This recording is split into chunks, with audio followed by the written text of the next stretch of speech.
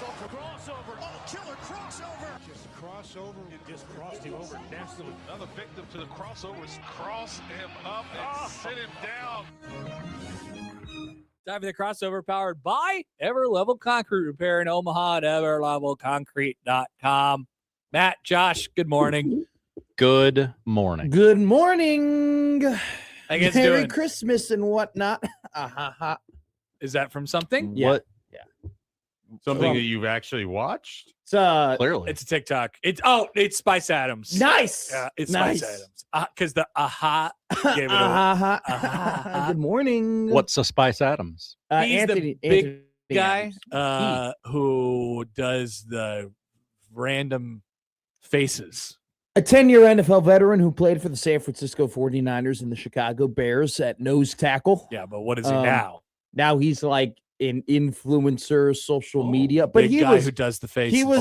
he was one of the like the first Instagram funny meme people. He was most certainly not. Yeah, he was that really seems impossible. But before One of the first for Matt. Maybe. let me put it this way though. Before like influencers, because before they were a dime a dozen, like you know how everybody has a podcast, like everybody's an influencer nowadays. Like he was in the Everyone ground in this room has a floor of podcast. that.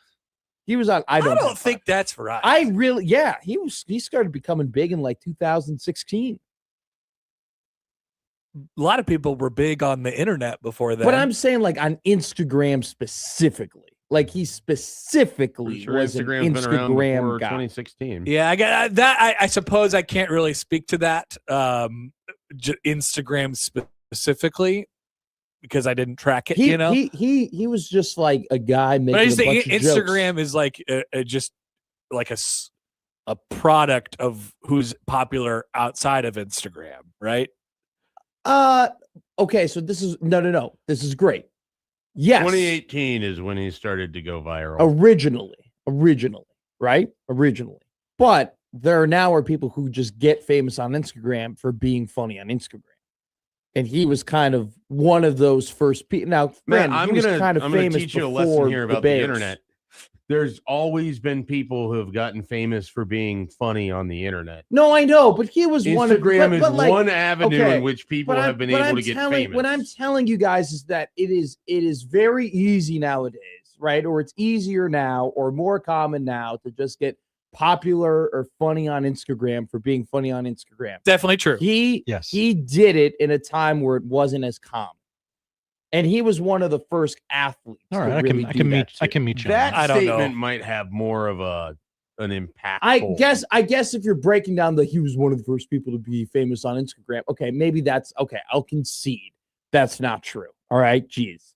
But a concession. Mark it down. Someone on 1620 The Zone conceded. We're winning. But Matt McMaster, the biggest man. Scoreboard that we can mark right here. We got yeah, but the point is still the point. The point is that he very much was popular and got popular on Instagram when it was less common and harder to do so. He's a very funny guy who I like a lot. I'll meet you there on that. There you go. So he did like a Chick-fil-A fries. Mm. Went to Chick-fil-A and ordered fries. I remember that guy. That was a good one. Or what's he doing? Is he so instead of still watching like things with writers and things that are good, everyone sits around all day and watches a fat guy eat fries? This is he sings about fries. This is a great point from Josh Odson here because I've thought about this. Like the 2 hours a day that I spend on YouTube and Instagram, that is absurd. Combined, whether a horrifying statement when said out loud. Whether it be scrolling or whether it be reading things or whether it be on shorts or whether it be like, well, however I spend my 2 hours a day on Instagram and YouTube, very much could be better well spent watching a movie, you know, or like you can watch The Cooler tonight. Yeah, something like you that. Actually would like The Cooler. I think that's a great name to a movie. I mean, I just think it's funny. It's the nickname that you would give someone who's luckless and constantly causes other people pain with their. Well, mine's McMush. Mush would work. Mush is also a gambling movie, I'm pretty sure. Well, has to be. I got that from the Bronx. What is it? The Bronx Tale? Because they got Mush. Never seen it. You ever seen the Bronx Tale? Nope. The one with De Niro, right? Yeah. Yeah. I don't know that I've seen all of it in entirety. Oh God, it's a great movie. I feel like it's something I wandered into and then just I don't even know if I even finished it at that point. I prefer it. Now, this is a take that people won't agree with, but this is just my personal preference. Now we're talking. I prefer it to Goodfellas. Oh, see, I don't know. Like I would prefer the Bronx That Tale. feels over like a Goodfellas. take because Goodfellas is wildly universally popular. accepted as Yes. an all-time mob movie. I think the Bronx Tale is awesome. You haven't seen Goodfellas either? Mm-mm. Nope. Okay. I haven't seen many movies, which is why I'm amazed that Famous. It's like famous. Famously, I haven't seen a lot of movies, but I dwarf your movie knowledge. Mm. I don't understand how we haven't made a bit out of Quiz this. Bowl? What do you mean? All I construction think I'm questions just and you more. two answer. I just think I'm Yeah. more admitting Good for movie. not watching movies. I also think, that couldn't be more wrong. That could not be Way more wrong. above. That was the also- most wrong thing I've ever heard. My whole Whoa. thing was I've never seen movies. But I think though that like there is the modern like the age disconnect of like we are more likely amongst this pod of people to talk about movies you've probably seen compared to movies I've seen. Because you guys have But you been just alive said a longer. Bronx Tale. Yeah, but that's a specific movie. Have I'm you saying seen over Kangaroo the- Jack? Yeah, no. Like I'm saying We never talk about Kangaroo Jack, and that is one of the movies that I have seen. But I'm saying like over the course of time, like okay, what year was Many times. what year was Kangaroo Jack released? Probably like 2003. Yeah, I was 1 year old. Oh, you think it was that? I don't. I think Yeah. it's a That's my little guess. He nailed it. Really? Hell Wow. yeah. I was thinking like 09. Like the Cooler. What year was the Cooler released? Probably 2003. Okay, like that's the point. Hey, he nailed Like, it. like that's what I'm trying to So explain what to movies? you. So you've seen What a newer year, movies? Okay, 2003. okay.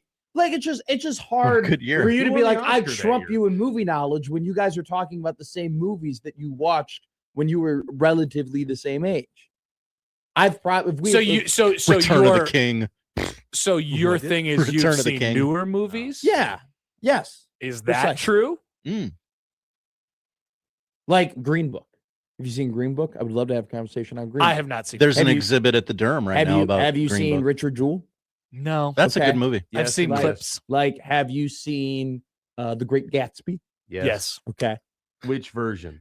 the newer one. What It's did you always, say by it the way, was? it's You said always it the wasn't a newer one. Leo movie. No. You said it was. Yeah, I said it was joked to piss Tobey you Maguire. off. Yeah. And then Josh's wife got really mad Good bit.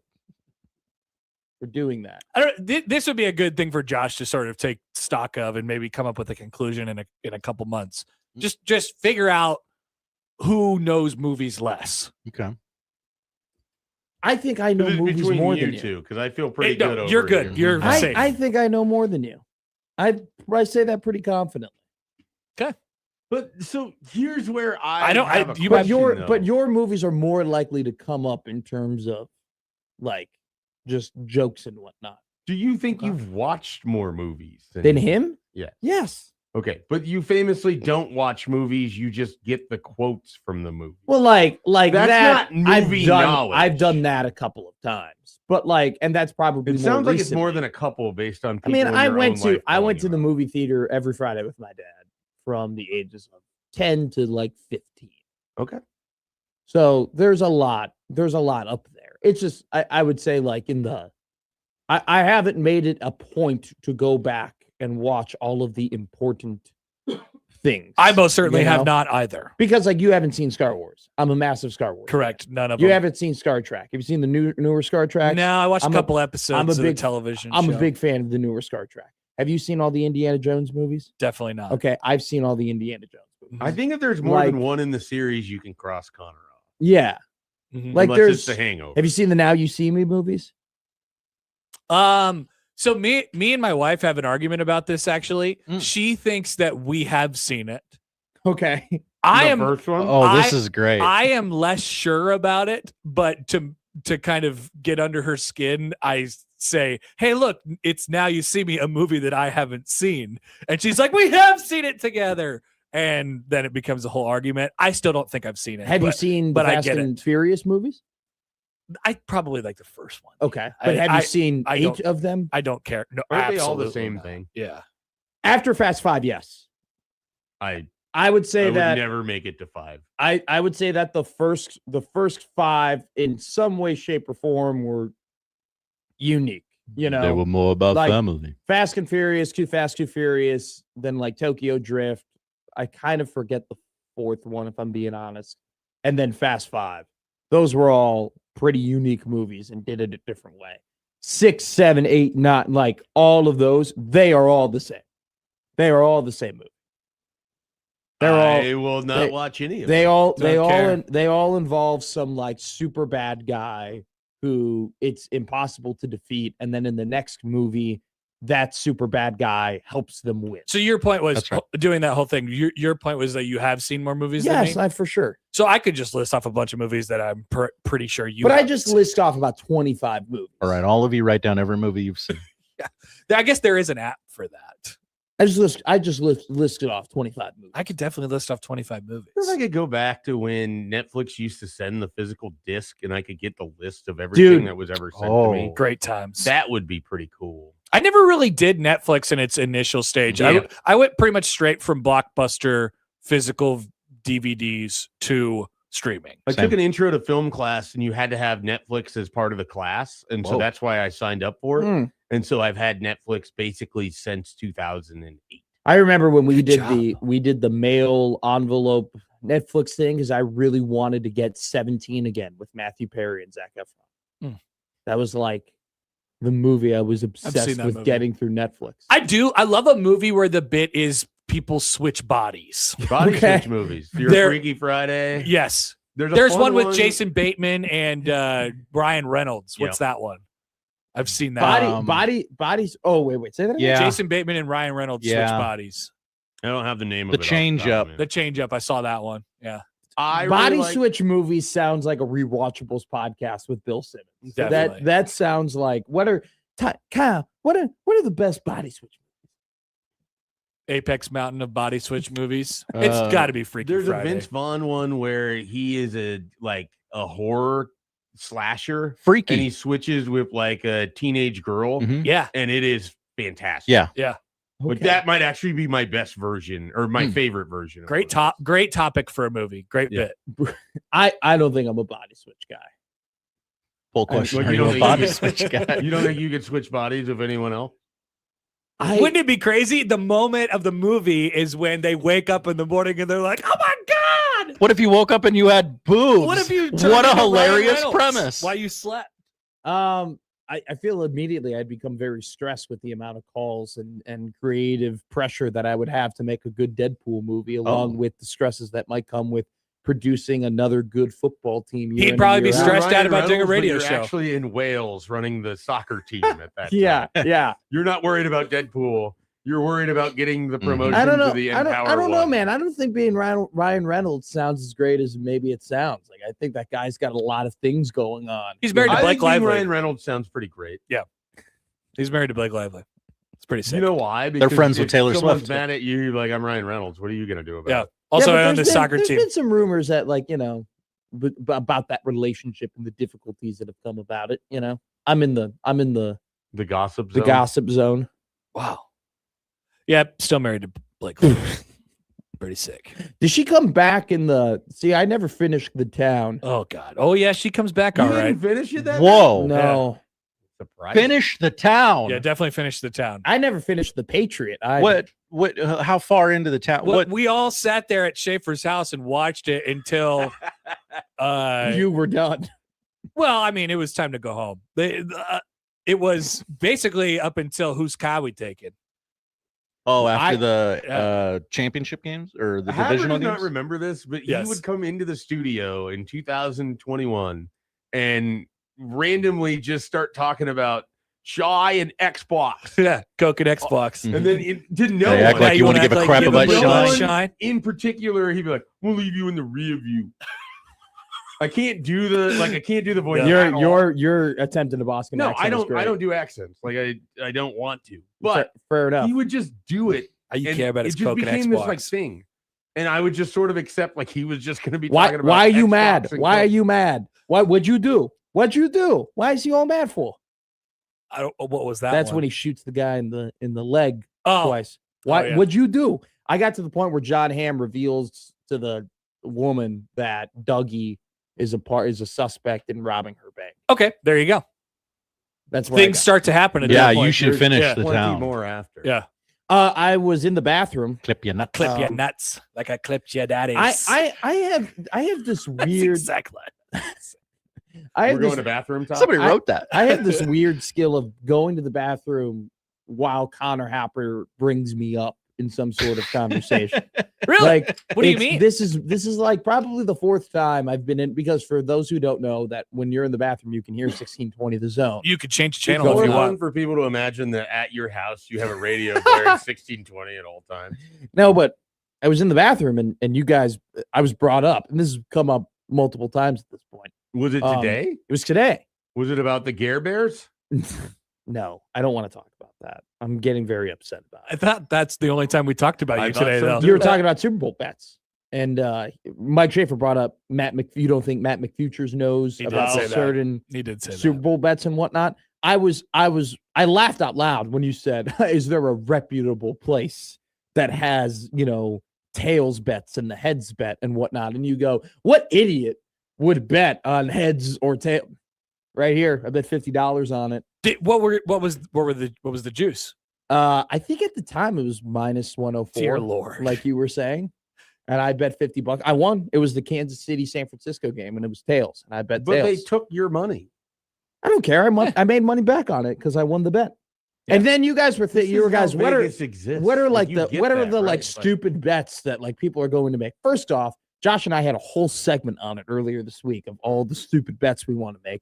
Tomorrow we're gonna have an additional segment where we do Matt's big board for the first time on Middays with Matt, where I reveal all of the dumb bets I'm making. Over on punts, not paying off very much this year. No, What is it? They're on to us. It was like, I don't know, plus 105. That's been automatic for like 6 years. Are Yeah. you going to go on the exact same Super Bowl score from 2014 plus 25,000? What was the score? 28-24 New England. Maybe I definitely will spread around some exact scores. It's one of my I- favorite I things. think to do my- every I think year. my and then favorite- root hard for them and be angry I have a when the segment idea for tomorrow that we can work this. My in. favorite perfect. my favorite bet for the game is Rashid Shaheed over 19.5 mile per hour top speed. Awesome. Yeah. Where are you getting those? Where are you getting that at? FanDuel. Really? Next gen. Next gen bet. I'm surprised they offered. He just something needs like to that. cross the 35-yard line Feels like a Bovada thing. on a kick return once and we're good. What's a Bovada? Bovada is one of the offshore books that Oh, okay. that can put up whatever the hell they want. Yeah, no, we're And gonna if you try to deposit money into it, you'll get a call from your bank. really. Yeah. Have you know this from experience? From not firsthand experience. Okay. Yeah. Okay. Secondhand experience. In case anyone's listening. Because I wasn't dumb enough to put my money into Bovada, but my friend was. I've been dumb enough He to got a put call my from his money. bank and said, I "Hey, used- did you visit China recently?" And he was like, "No." Well, so you just didn't get you didn't go to somewhere in China? The No. funniest is when you get that and it's something completely innocuous. Like Shelby signed up for Big Ten Plus a few years ago. Oh, I gotta stop. and her subscribing Sure you that. wanted to do card that? got canceled because their process center was in South America. And so they're like the way she has it set up is anytime anything like that, it just cancels immediately. So because she signed up for Big Ten Plus, she didn't have her usable credit card for like a week until a new one got sent to her. Amazing. Yeah, I You ever been frauded? well, I one time left my dad's debit card at a Chipotle and I got taken, and then that guy started buying crap on Amazon. And so that's not being frauded as much as me just Have you being ever been stupid. scammed, Matt? No, I've grown up in the world of like I'm just too aware of I like to those think things. of at one point in Matt's life, it was like the Arrested Development where they're trying to teach them all lessons, and the guy pops up out of nowhere. He says, "That's why you never leave your credit card at Chipotle. No, that was meaning That's why you always episode. go to school." I've been attempted to be catfished in high school. Somebody attempted. like tried to steal your identity No, like a girl tried hitting on me and stuff like that. And on the tried to- internet. and tried And you Snapchat. immediately knew something was up. Yeah, You should have. Yeah, pretty quickly. I don't know how these people can't tell. Like I have a certain amount of like sympathy for them, but I just don't know how you can't tell. Pretty quickly. Like they were I like, think they're relatively adept at who they prey on with success. Yeah. So, Okay. Yeah. These are the people that I'm talking about. you know, and also like my dad. state senators down in See- Lincoln, for instance. Interesting. See, my dad got. If it weren't for me, my dad would have gotten scammed because he sent me an email, being like, "Hey, like somebody, like he got a scam email sent to him that there was like something like he made a PayPal purchase or whatever. His debit card was used in a PayPal purchase, and you had to go and call this number to go and like, you know, whatever." And he was like, "What the hell? What do you mean you used you $700 on PayPal or whatever? What is this? Like, what the?" I'm like, "Dude, this is a scam. Correct. Don't call that number. Don't go to that website. Do not talk to these people. Like, this is a clear copy and paste of what's going on." Mhm. And he's like, "Oh, okay." And then he did it again 2 months later, you know, where he sent me another email. And I was Yeah, like, it's tough. "Guy, this is a scam." Okay. So I haven't been, no. Is that surprising to you? Do I come off as a person who might have been scammed? No, but the carelessness with the items is concerning.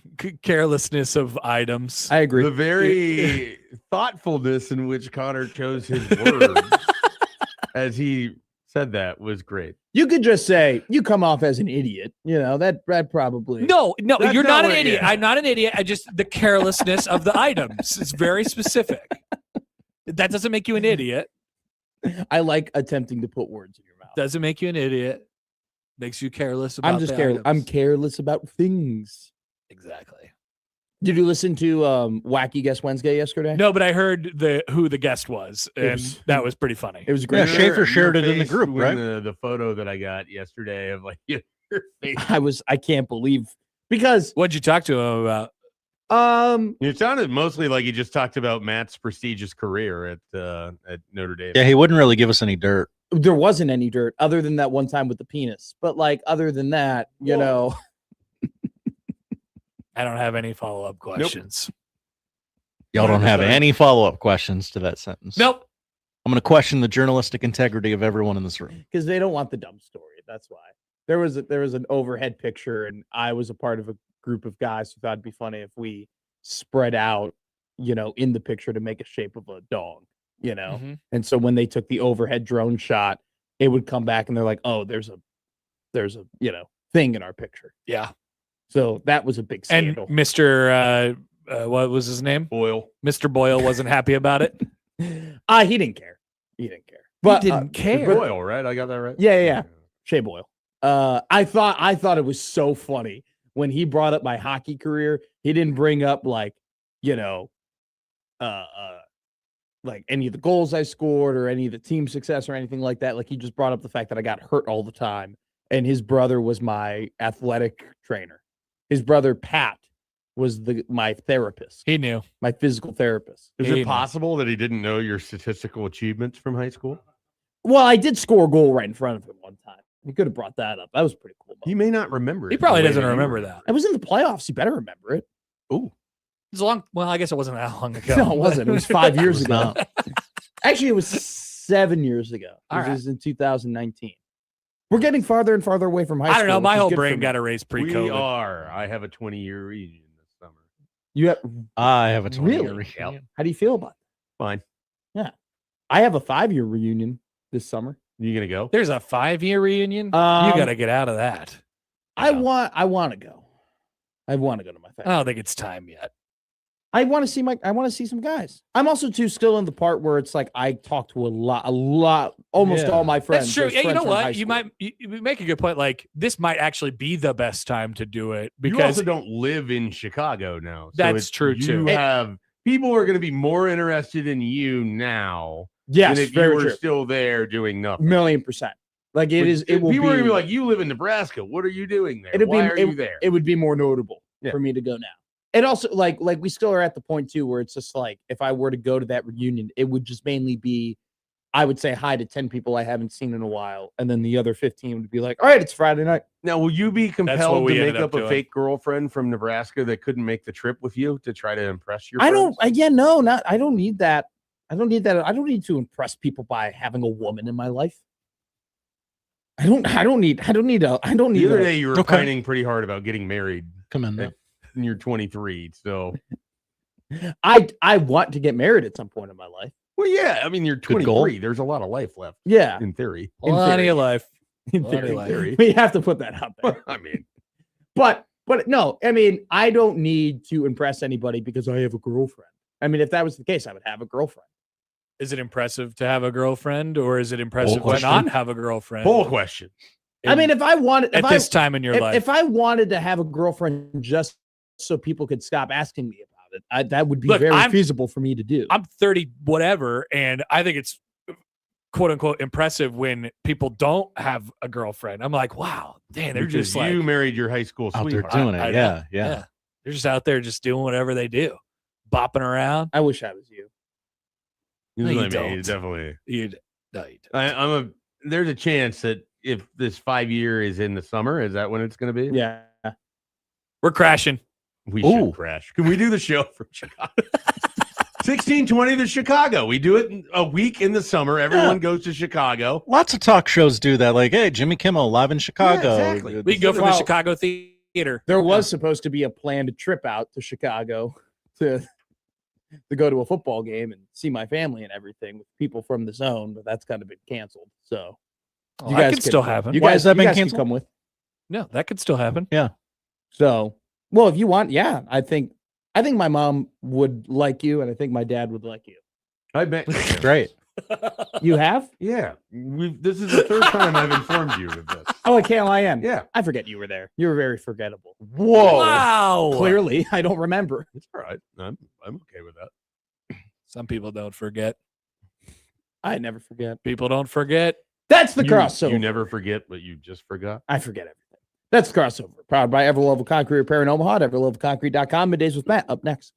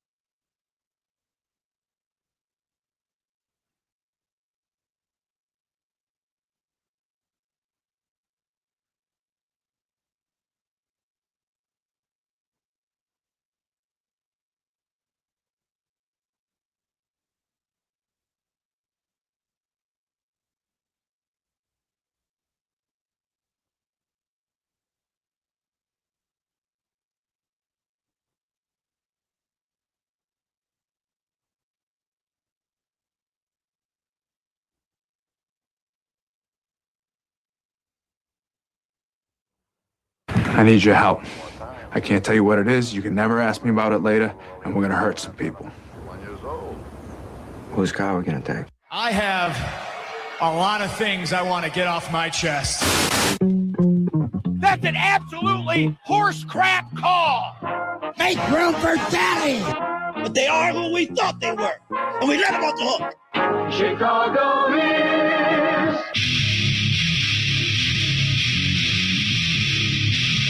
This is Middays with Matt on 1620 The Zone. Middays with Matt here on 1620 The Zone. Matt McMaster, joined as always by Josh Dix here on Middays with Matt. How you doing, Josh? I'm all right. How's everybody? Good. We're good. We're chilling like villains, if you will. Nice and comfy, almost toward the end of the week. Super Bowl weekend. You know what? Somebody once told me that they thought Thursday was their favorite day of the week because it was so close to Friday. That's weird reasoning. I was like, wouldn't that make Friday your favorite Right, day? exactly. Because the reason why Thursday is so great is because it's Almost like that day I like. yeah, it's almost right there to what I'm looking forward to. That was, by the way, that was an English teacher that I had that said that. That was supposed to be a educated professional that was tasked in making me smarter said that. Maybe that's kind of reflective of things that occurred later. Anyway, we're on Thursday. Where would you rank Thursday in your favorite days of the week? It's pretty high up there. You think it's high? Yeah. Saturday 1, Sure. Friday 2. And then you go on Sunday or Thursday, right? Yeah. I'd say Sunday before, because Monday through Wednesday, they're kind of just throwaways at this point, Yeah. right? I mean, what's the point of Monday through Wednesday? Like Monday through Wednesday they're only great if you're not working during it. Yeah. It's the only way that they become enjoyable. And then, based on that ranking, Thursday's in the it's like the middle of the 7. It's just it's in the power rankings. It's Thursday. Well, because it's not early enough in the week for you to be depressed, but it's not far enough into the week where you're not doing anything. Mm-hmm. So it's just there. by association to the great days. Thursday is like, it's like the Draymond Green a little bit of days where you're just, it's fine on its own and it's really good on its own. But if it didn't have Steph Curry and Klay Thompson right next to it, would we really view them as a bona fide Hall of Famer? I guess you're better than a lot of other options, but you're not the best. You're not option. the best that won there. Yeah. It's Thursday, though. We're going to try and make this Thursday as best as possible. We'll talk Does about... Thursday kick people in the nuts? Oh, Jeremy Fears does. That guy has an issue. Yeah. Normally coaches are like, well, like they're very vague about things like that. But Izzo yesterday was very direct. Like, that guy sucks. We might have to sit him. Because I don't think I'm going to start him the next game. That's, by the way, that's like the most Izzo way to deal with it, by the way. That's true. I love Izzo, which is why a lot of people like and respect Tom Izzo, because in a world where you have a ton of hypocrisy amongst coaches in terms of just everything that is going on in regards to player acquisition and eligibility and bending the rules the way that you want to bend them, right? Ole Miss is complaining that Trinidad Chambliss isn't allowed to play his 6th season of college football, yet they're whining and moaning and complaining, or, they're whining and moaning and complaining that he can't play 6th season of football, but yet they have no problem in contacting a committed Clemson football player that is on Clemson's campus in class and telling them, hey, we know you signed a deal and we know that you're on campus and we know that you've already committed to playing on Clemson's football team, but here's a picture of $1 million check. Come and play for us. I mean, that's just a great example. And then like Nate Oates yesterday was on the Field of 68 Twitter with, I think he was with Jeff Goodman, and he was just like talking about Charles Bediako, but then he was like, well, all these other coaches are getting European professionals, and so they're hypocritical to be commenting on us getting Charles Bediako. It's just, it's there's just been some coaches in college sports that have really shown their true colors. And Izzo just kind of has seemed like a guy, definitely as of late, who's just very much an open book of like, yeah, that guy's brutal. I don't really want to play him. A lot of people reach a certain age and just don't give a bleep anymore. What age was that for you? Oh, you think I've hit that age? I think you have. I think you've admitted to me that you've hit that age. Yeah, it was probably 35, okay. 32. I just don't. Is there too early of a year to hit that age for me? I think in a lot of ways people are saying that when people call someone an old soul, which I've heard you referred to as many a time. Many a times people have called me an old soul, but that's just because I didn't know who SZA was. I feel like someone your age should know who SZA is. I don't know. I know who SZA is. Is SZA for the olds? Once again, no one revealed to me who they were, or are, rather, and what they do. I still haven't been revealed. Kenneth goes, a very merry Thursday beers chance NPC. I've been invited to Thursday beers. I might partake in that. Wow, lucky you. I know. You should come with us. I haven't been invited. We should do Middays with Matt from Thursday beers. Lunch beers? Dude, how about show beers? You just want to start drinking beers at 11 o'clock? There's a whole fridge in the break room. There's White Claws in there, too. Hello. Are you a White Claw shamer? Shamer? No. Yeah. No, drink what you want to drink. I don't care. Somebody asked me what my favorite drink was. I go, free. Sure.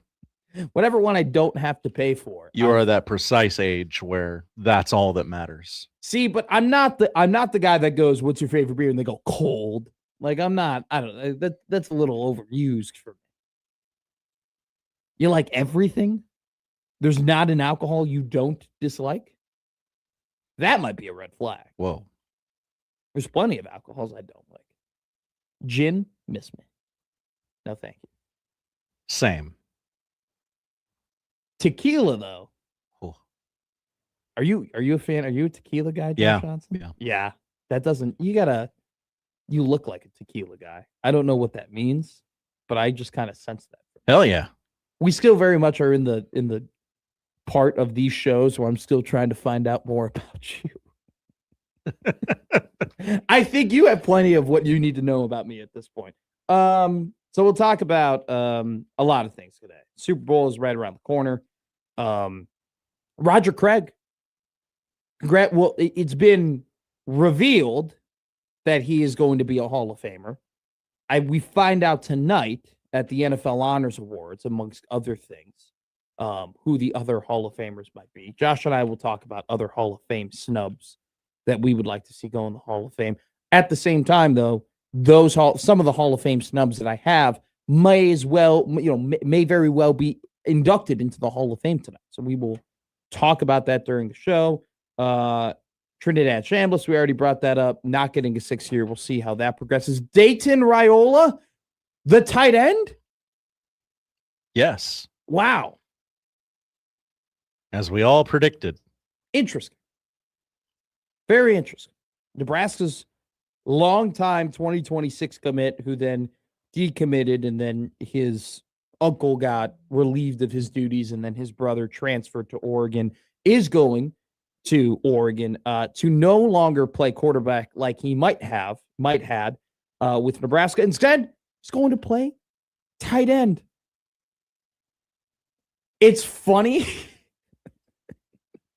I don't know. It's terrible of me because sometimes I think of Nebraska football nowadays in terms of what will the jokes be?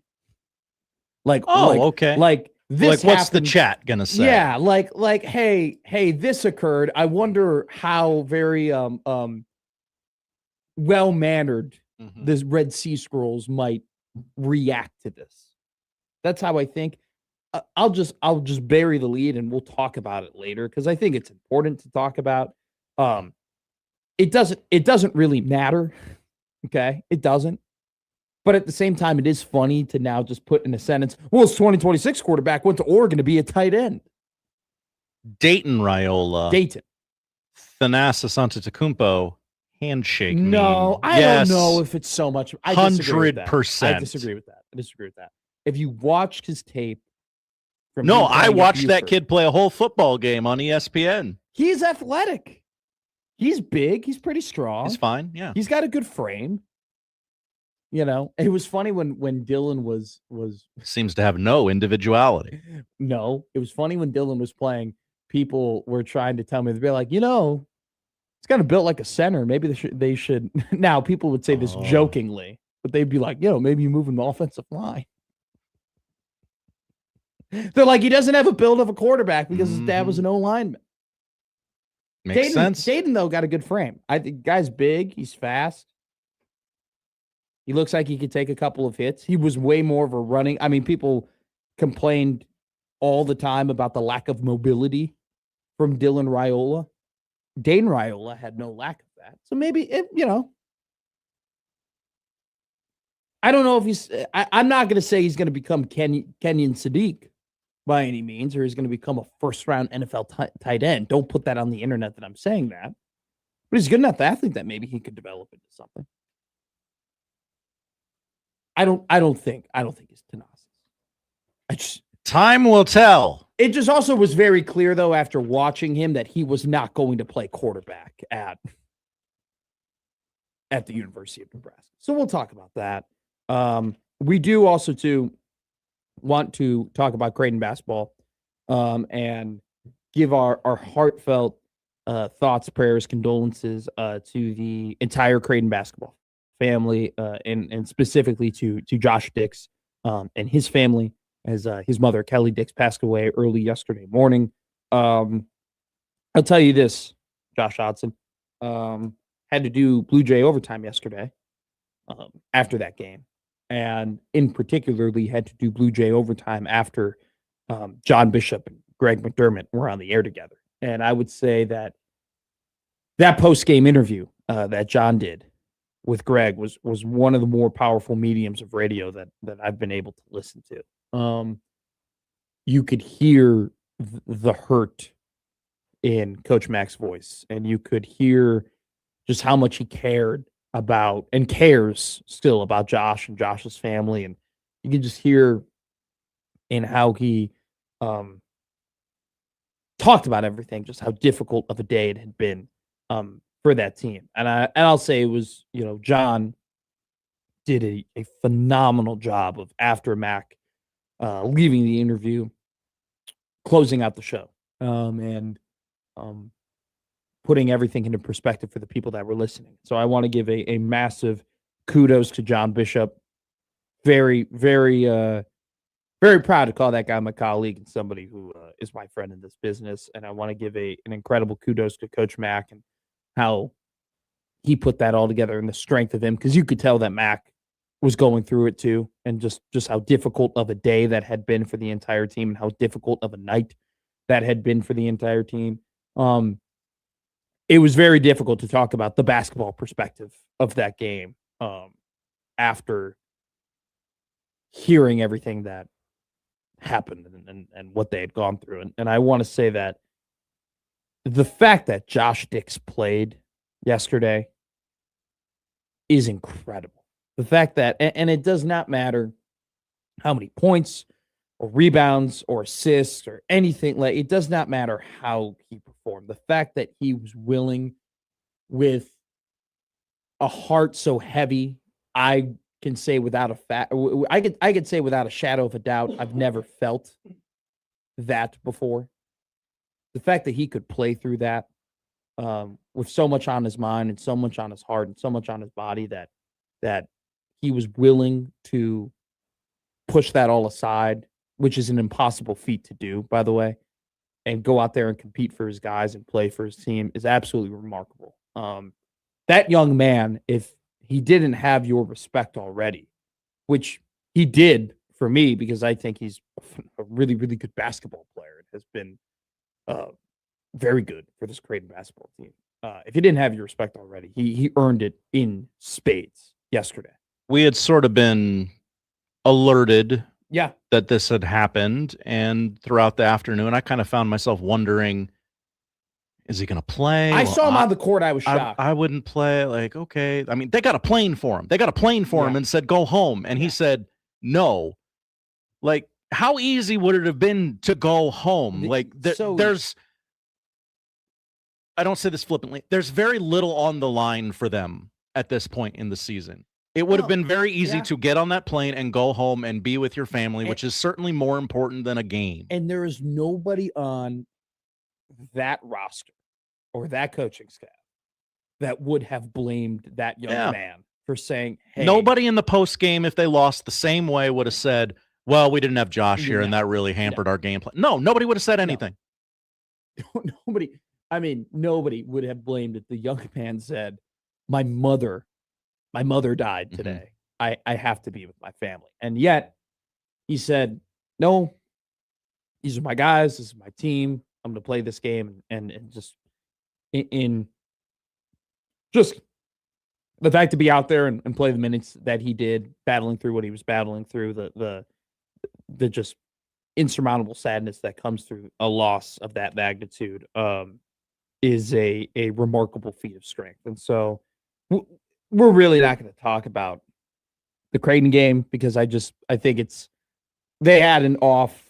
It's hard. It's hard to analyze the on the court stuff with the off the court stuff weighing so heavily. Josh, on the game. I'm watching this. I don't know how you did a post game show last night. I'll be honest. It was tough, and I was watching the game, and I was like, they're just off, like offensively. I was like, they're just the ball's kind of sticking, and they're not really finding the shots and not going through some of the motions that they typically go through, and they're 8 of 33 from three. Like a lot of these shots seem like they've gone in, especially with they were getting some really good quality looks, despite the fact that the offense looked a little off. And then you find out what that team had gone through, and you go, okay, like there's that checks out. And it's so once again, we're not really going to talk about the game because the game is what that team battled through yesterday is remarkable. And once again, we want to go ahead and give our thoughts, prayers, love, and condolences to Creighton men's basketball family and Josh Dix and his entire family after his mother, Kelly Dix, passed away yesterday. All righty, come on back. And selfishly, another round of applause to John Bishop. Oh my God. Because he's not going to do it. He's not going to say, ooh, look how great I did, which that would make him look like an ass, but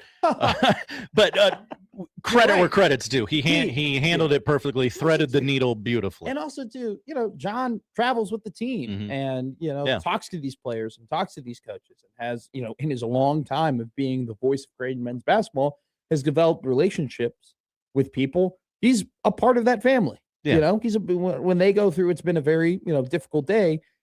I'm sure with John having to be around them and seeing what these young men are battling through with one of their brothers going through this incredible loss, John, it'd be impossible not to be affected in some way, shape, or form. And once again, Josh, good on you. And you're totally right.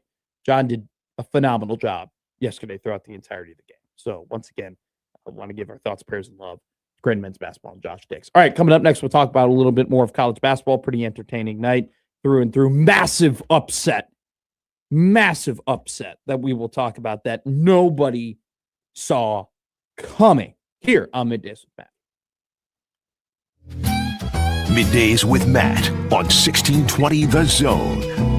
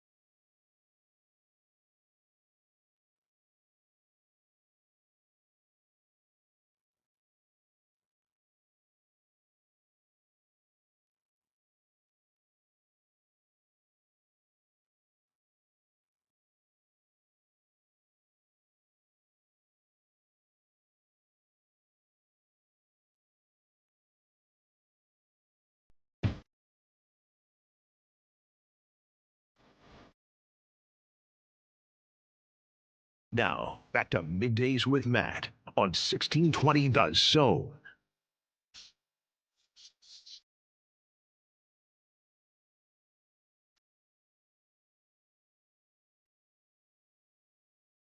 Nebraska women's basketball played a good game yesterday against Michigan. They actually led by 2 heading into the second half, but then Michigan had a good third quarter, went in the fourth leading by 5, and then the Wolverines pulled away. Nebraska was on the road against the number 8 Wolverines, could not pull it off. So once again, Nebraska women's basketball, good squad, good team. No, Amy Williams is they're playing fine basketball, but unfortunately have not been able to get over the hump in terms of defeating the best competition. Hell of a schedule. In the insane schedule. I mean, Big Ten is, and obviously when you include UCLA and USC, a really, really, really good women's basketball conference. But they're kind of in that weird area, it seems like, this season, where definitely good enough to win consistently in the Big Ten and, beat the teams that they need to beat. But when they play the top teams, just kind of fall short against Michigan, has fallen short against Ohio State, has fallen short against Iowa, has fallen short against USC and UCLA. So, they've been competitive in some of those games without a doubt. I mean, they were very competitive yesterday against the Michigan Wolverines on the road. If that game is at Pinnacle Bank Arena, maybe it's a different result, right? But just unable to pull it out. Go to men's basketball here.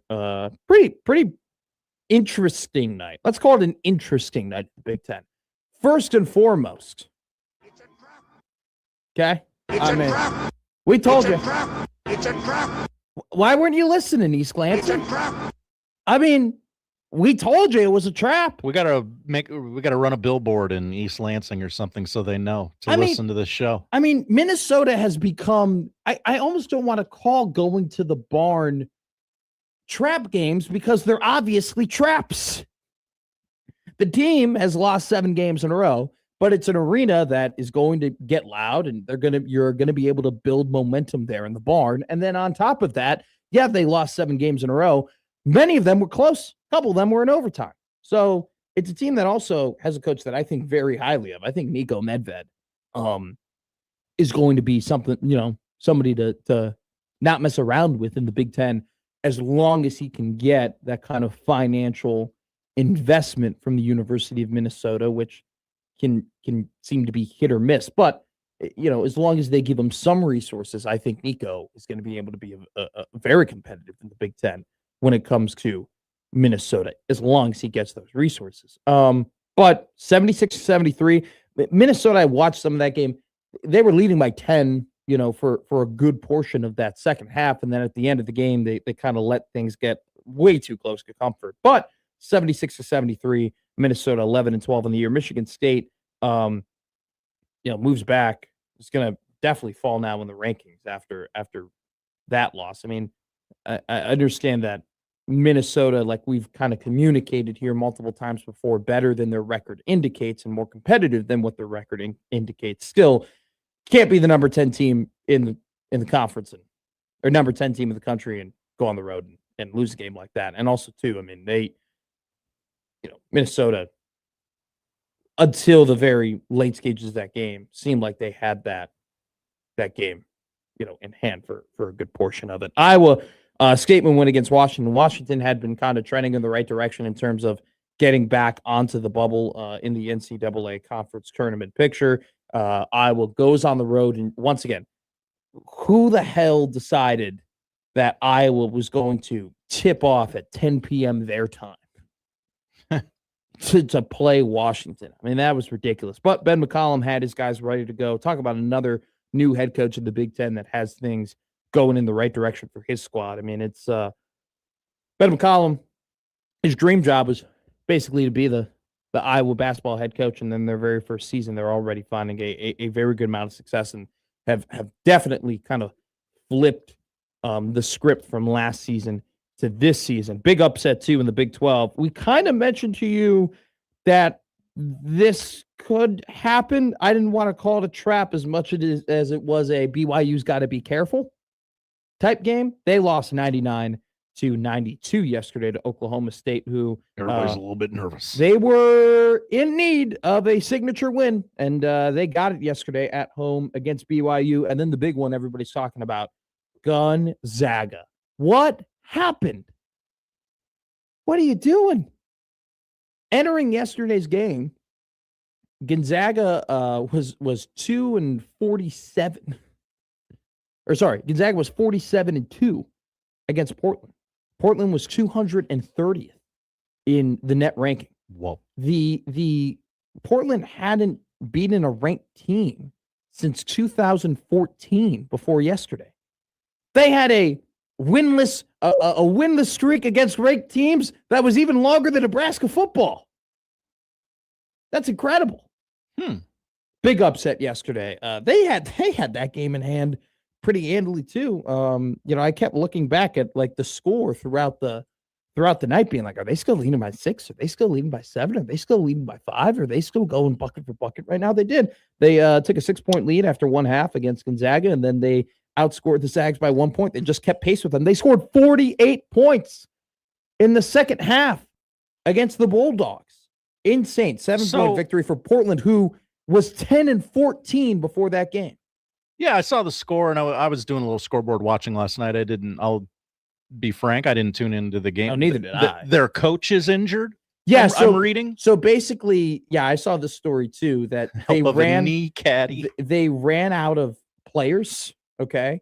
And so they had a lot of, so they had a lot of players sick a little bit ago for the University of Portland. Okay. Like they just had a flu. It seems like every team now is just having the flu. It's going around. And so their team got sick. And so he needed, and by the way, Portland's coach, Shante Legans, okay, had to play on the scout team for Portland.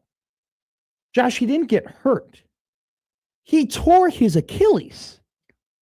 Whoa. He didn't. It's not like, he sprained his ankle, or it's like, I woke up on the wrong side of the bed. No, he tore his Achilles. Training up his guys. Seriously. That's great, because then you can turn to your players and be like, look how much I've given you. This is what I've given for the team. What are you willing to give? I've given you the muscles off of my foot. I've given you the tendons of my body. I'd give you my other Achilles if I could, if it meant you would beat Gonzaga tonight. And they did. Yeah, they did. Not that it does anything for the grand scheme of things in terms of NCAA for them, but Gonzaga, guess where they are in the net now? 11th. 9th. Okay. The net loved. Well, of course. They're beating up on Pepperdine every night. I'm pretty sure they were 3rd or 4th, and now they're all the way down to 9th. One spot ahead of your Nebraska Cornhuskers. Are Jersey Mike's Arena Saturday. Okay. So once again, though, like I'm hesitant to call the Barn a trap game, even though we did call it a trap game. It's a little easy to call that, hey, that's a trap game. Rutgers is actually a trap game, by the way, for Nebraska basketball. Like that is a trap game, okay? Because you got to, trap games aren't just, you're playing a bad team, okay? That's not just, there's other factors that play into trap games. I actually consider myself an expert on identifying what trap games are. Okay. I would identify this classic as a trap overconfident sports media professional. You're doing great. I'm an expert at telling you what a trap game is, because Rutgers on the surface, bad team, 2-10 in the Big Ten, 9-14 overall. But you got to think of a couple things here, right? Nebraska coming off of 2 top 5 losses. They might be a little bit overconfident here. We're playing a bad team. We're going from playing very high competition to low competition. We just kind of go out there. We'll be fine. Okay. That's one factor. Not good. Not good in terms of the trap game rankings. Okay. Number 2, on the road, automatically adds into things being a trap game. Number 3, weird tip time. Okay. 11 a.m. on the East Coast against a bad team, coming off of 2 tough losses against higher competition, maybe causing you to be a little bit overconfident heading into the Rutgers game. Smells like a trap to me, Josh. I smell it. You smell it? On the Matt McMaster trap game ratings, which Oh. is scaled on 1 to 6. It should be like number 1 is hole in the ground, and number 10 is like steel bear trap. Yes. I would give this a 4.8 out of 6. Out of 6? Out of 6. 4.8. What the out of hell's 6. wrong with you? So It's out of 5 or it's out of 10? I would say that this trap is like when they dig a hole and they put like a paper plate on top of that hole, and then they have, some levers and whatnot, Sure, and then you sure. put a bunch of food on top of that kind of paper plate, and then the mice come to the top. Smell wafts. Yeah, and like then the scent picks me up in the air Yeah. by my nose, and I float over to the plate. and you're kind of, and the mice are sitting on the plate, right? And they're kind of comfy on the plate. They're like, "Ooh, I can stand on this plate." And then as soon as they dip their nose down, they just fall right into the hole. That's this trap. That's what I would call the Rutgers game. 4 out of 6 trap game. I'm not overly worried, but there definitely is there's a fact. You want to there's a plant. factor. You want to plant your flag in. This game tips at noon in New Jersey. by Oh, the way. this is true. Platcat has also one of those weird card giveaways at Rutgers again. Yeah, they're giving like away an anime card or whatever, so all the nerds are going to be there. Whoa. He goes, Baymon goes, Josh, can you start rating movies on a scale of 1 to 7.5 stars? He's not Dave Meltzer. He's not watching movies at the Tokyo Dome. Just the way they do it is so much better. Coming up next, NFL Honors is tonight. We'll give you a little bit of a preview on what the awards are going to look like, along with who could get inducted into the Hall of Fame. Later in the show, we're going to have Stephen M. Sipple of On3 and Husker Online here to talk to us. I have to text Sipple to be like, hey. Yeah, the earlier the better. So actually, he's gonna come on next here on 16. He'll come on next, and then we'll do at 11:30 NFL Honors. Hello. We'll do all that here on 1620. Middays with Matt on 1620 The Zone.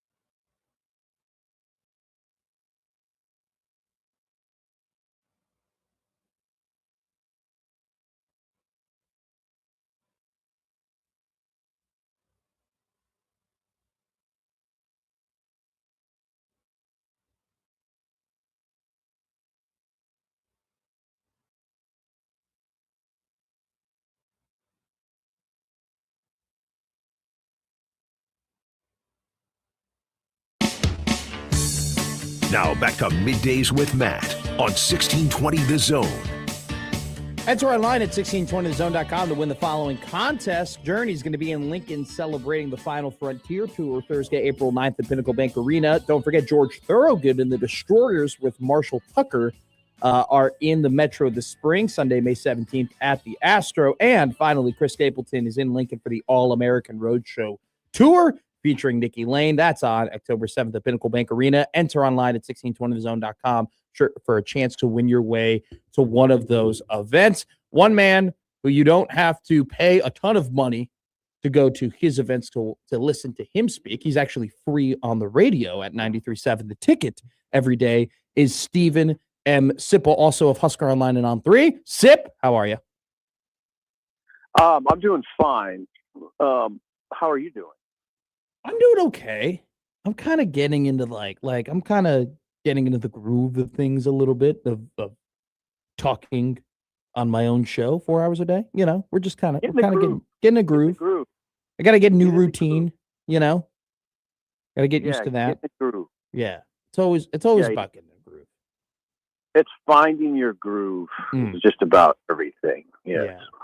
Yeah. I feel that. I read something that you wrote. I actually been reading a lot of Stephen M. Sipple, if I'm being honest with you, the last couple of days. I have a lot of questions for you. Number one, I thought your excerpt on Frank Solich and talking with him while he was at a Taco Inn one time was absolutely incredible.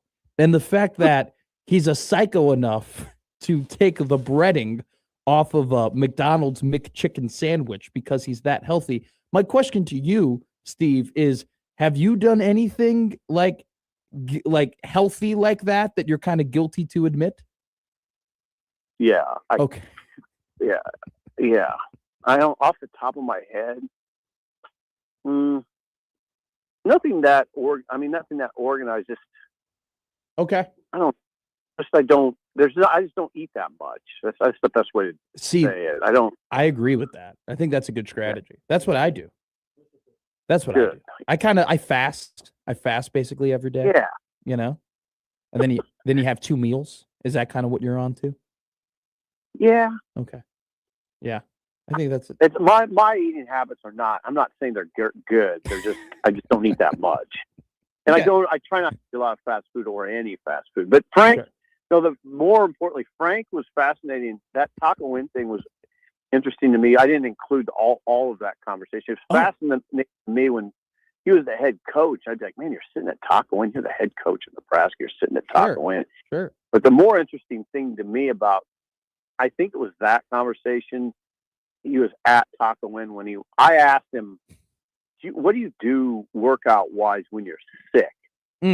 Like you have the flu. Do you keep going? And I always remember he said, he said, I go harder.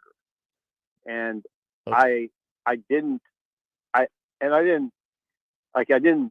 say, okay, from now on, I'm going harder when I'm sick. In fact, it didn't convince me at all. I'm still that guy that's like, if you're sick, don't do it. Sure. You're just going to make yourself. That is crazy advice, Steve. I'm glad that you saw through that. Yeah, you should not go harder when you're sick. You should rest. Frank, he asked him those questions though, because he's in remarkable shape still especially for a guy his age, but he's always been in remarkable shape. So that's why sometimes I would ask him things like that. And my initial reaction was, oh God, I got to start going harder when I'm sick. Then I thought, no, I'm not doing that. I'm glad you thought. In fact, I've done it before, when I was more in my 20s and got really sick. I got really sick one time. So I'm not doing it. Do you think we need more coaches in Nebraska football that eat at Taco Inn as opposed to like Casa Bovina or the Green Gateau? I thought that was, I thought it was endearing a little bit. The fact to go to the Belmont area. You probably don't even know what the Belmont area is, do you? No, I don't. and you went to school here, dude. The Belmont area is Sip. It's a bubble. You don't leave past Centennial Mall when you're in Lincoln. You don't go farther than M Street. Well, Belmont is like a mile from campus. Yeah, I mean, too far. no, it's a mile. Too far. Too far. You had everything you needed from Canopy all the way to Centennial and about R to N. You were good. Wow. That's all you needed. And then I would go to 48th and O. That was it. 48th and O. That's where the broadcast house was. Oh, okay. Yeah. Over there. Yeah. Those are my places. So no, Okay. but the Belmont era, it was endearing to you. Okay, good to know. Here's another thing I want to talk about with you. Because you were writing about Matt Rule, the current head coach of Nebraska football, who I don't think you will be calling, and he will be at a Taco Inn when you're speaking to him. But Nope. he said something that struck me a little bit, and I want to understand your take. I want to get your take on it, your opinion on it, because he said, and you had a quote, "We're going to go as humbly," and he said humbly multiple times. We're going to go through as humbly as we possibly can through this offseason. And that struck me because I feel like, and not that they haven't been humble, but they've been very confident the last couple of years heading into seasons for different reasons. I don't know, what does that tell you, that he is emphasizing them being humble? Were they not as humble as they needed to be? Is that what you think he's communicating there the last couple of seasons? What was your just read on him emphasizing that? I don't think it's that. I think it's more of his sense that he knows that the fan base is probably they don't want to hear a lot of bravado or any bravado right now. I think he just has a sense of the tenor of the fan base right now. He has a keen sense of it. I think he probably began to get that sense late last season. So it's not new in his brain at all. That's my guess. I don't think that he felt like they were overly cocky as a program and needed to tamp that down. I don't think it's that at all. I just think and then also he probably just, that's what he thinks. He just thinks it's time to just quietly go to work. And what you're seeing, by the way, is, I mean, no press conference this week. Yeah. Nothing scheduled. So no press conference this week. Why is that at all significant? Could have had one because of signing day. Mm-hmm. You know, he could have had one yesterday or maybe today as a follow-up. Yeah. He's done that in the past, Steve, where he just kind of does random press conferences because he hasn't talked to us in a while. Like, he's done that. Right. So that's not happening. Now he'll have a press conference right before the spring ball begins, February 21, which may answer the question, by the way. Why have one today when he's going to have another one right before February 21? But I just think you're already kind of seeing him pull back a little bit. There's already some talk of maybe just one day a week of media access during the spring, or two, maybe 2 days. And that's somewhat, I think, a nod to basketball, what the basketball team's doing. But anyway, I think you're going to see that. And I don't think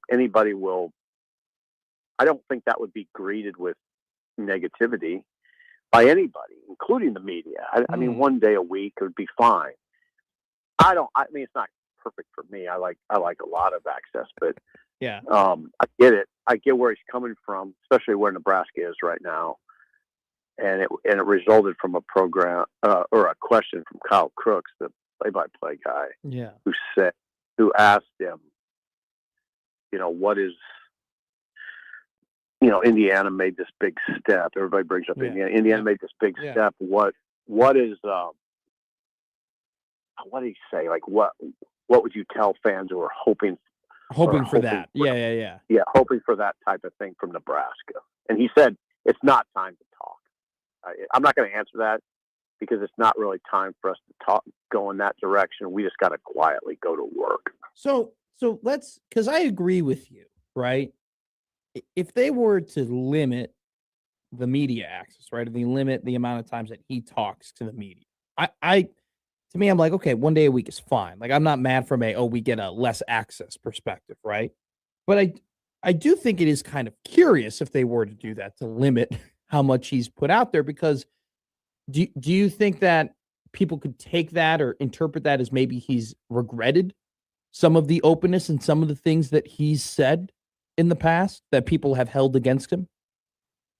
Oh, maybe. I mean, there's a difference between regret and just doing something differently, right?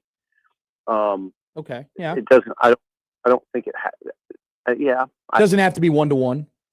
No, it doesn't at all. I mean, maybe he's just in this moment of time, he's decided to change things up a little bit because of circumstances that have happened before.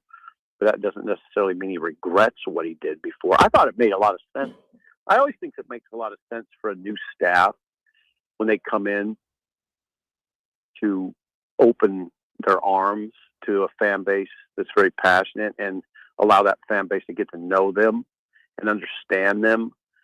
I think that's the way to go, and not close the doors and make people wonder. So Rule did that. He opened. He was very open. Remember, it wasn't just Rule. How much he would tell us a ton. And I'm not gonna. And I would never criticize Rule for that because I love it. Sure. But man, he would roll out his low level staffers. Yeah. Yes. Like the nutrition. I mean, I shouldn't say low level, but behind the scenes, a lot of staffers, yeah. Nutritionists, the personnel director.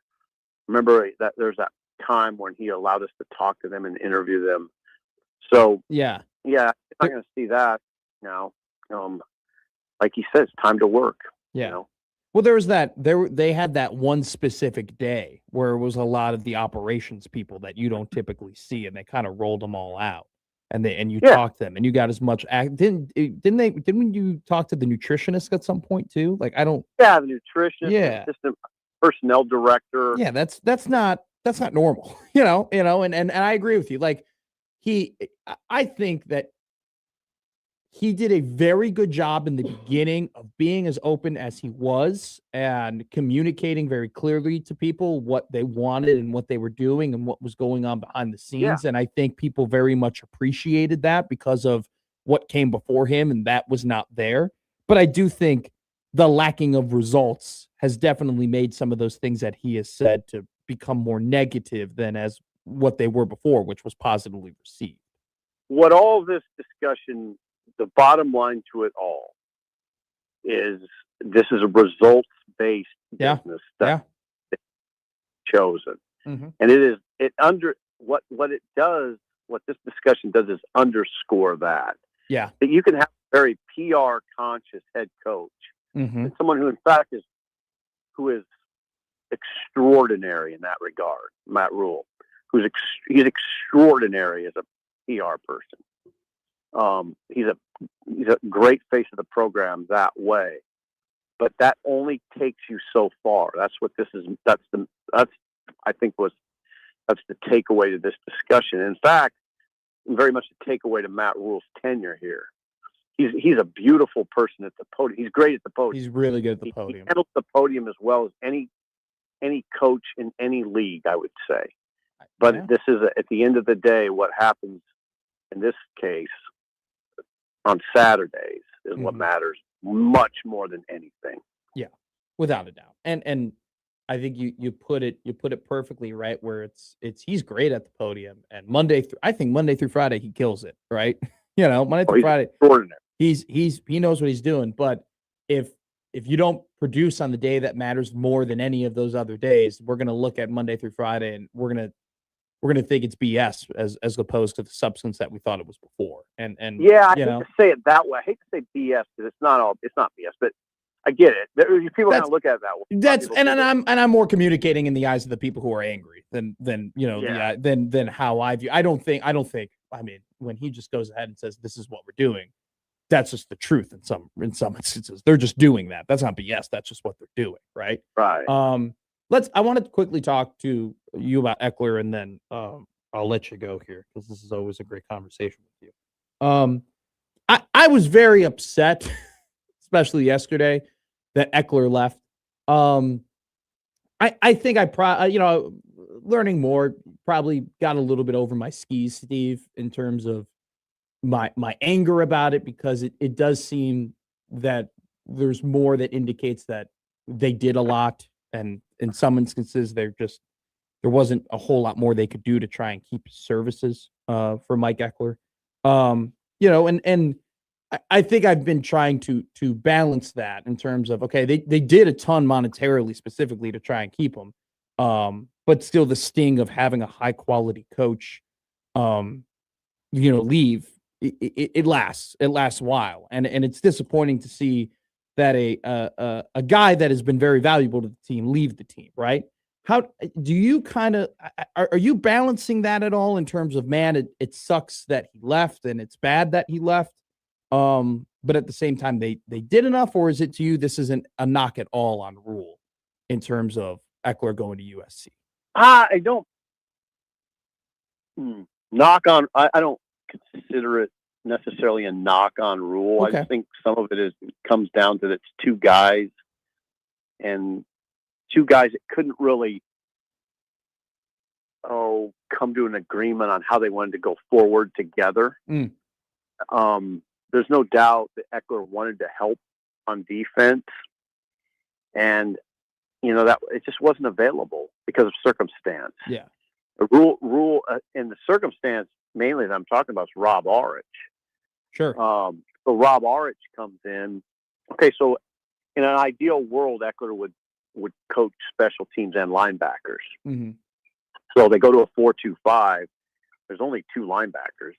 They have a linebackers coach, Rob Dvorak, who he's an original. Yeah. Original Rule staff member. And then by the way, Rob Orich is going to coach linebackers too.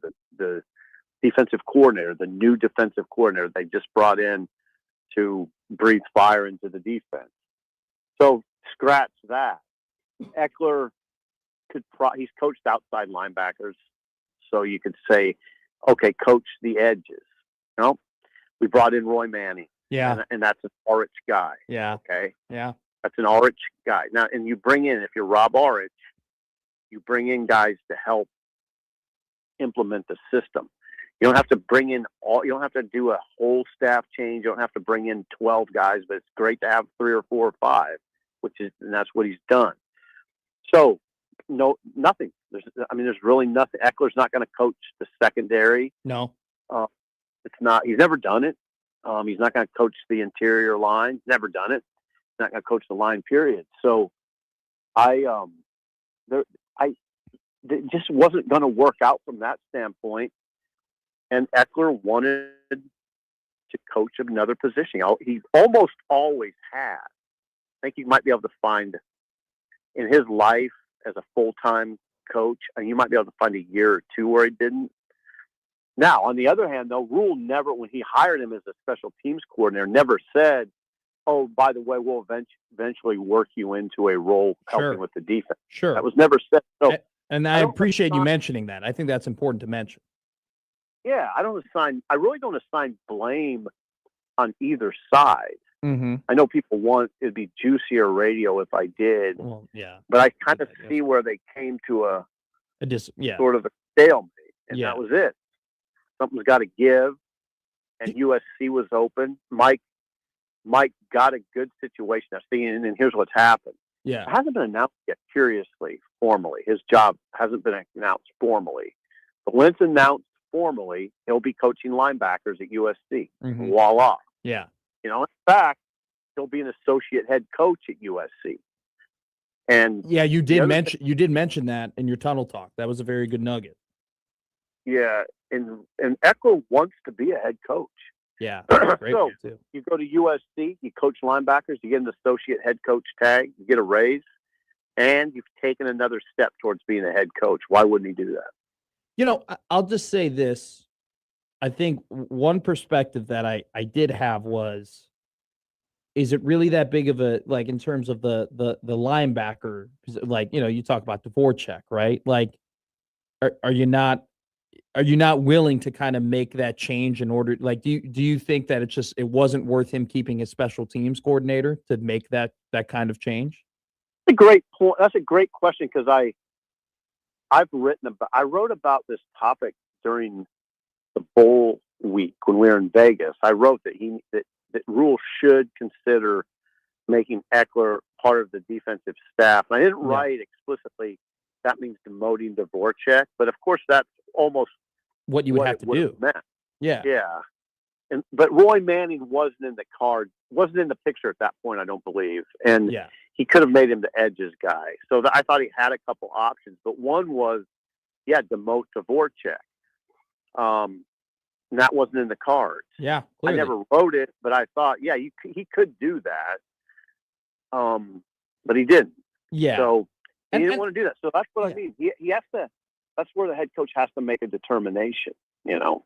And I think that's kind of a point I was making in terms of like, I mean, I'll just say it frankly, Steve. I think keeping Mike Eckler around and having him be your special teams coordinator is worth just making him the linebackers coach and saying, Rob Dvorak, sorry, but this is what we have to do. But clearly, Rob is one of, and you brought it up immediately. Rob is one of Rule's original guys, right? They are close. I mean, that's one of his dudes. That's OOU. So clearly that just wasn't a thing that they were going to do. But I appreciate your perspective on it, and I know you're tuned in terms of what that was. So I appreciate you.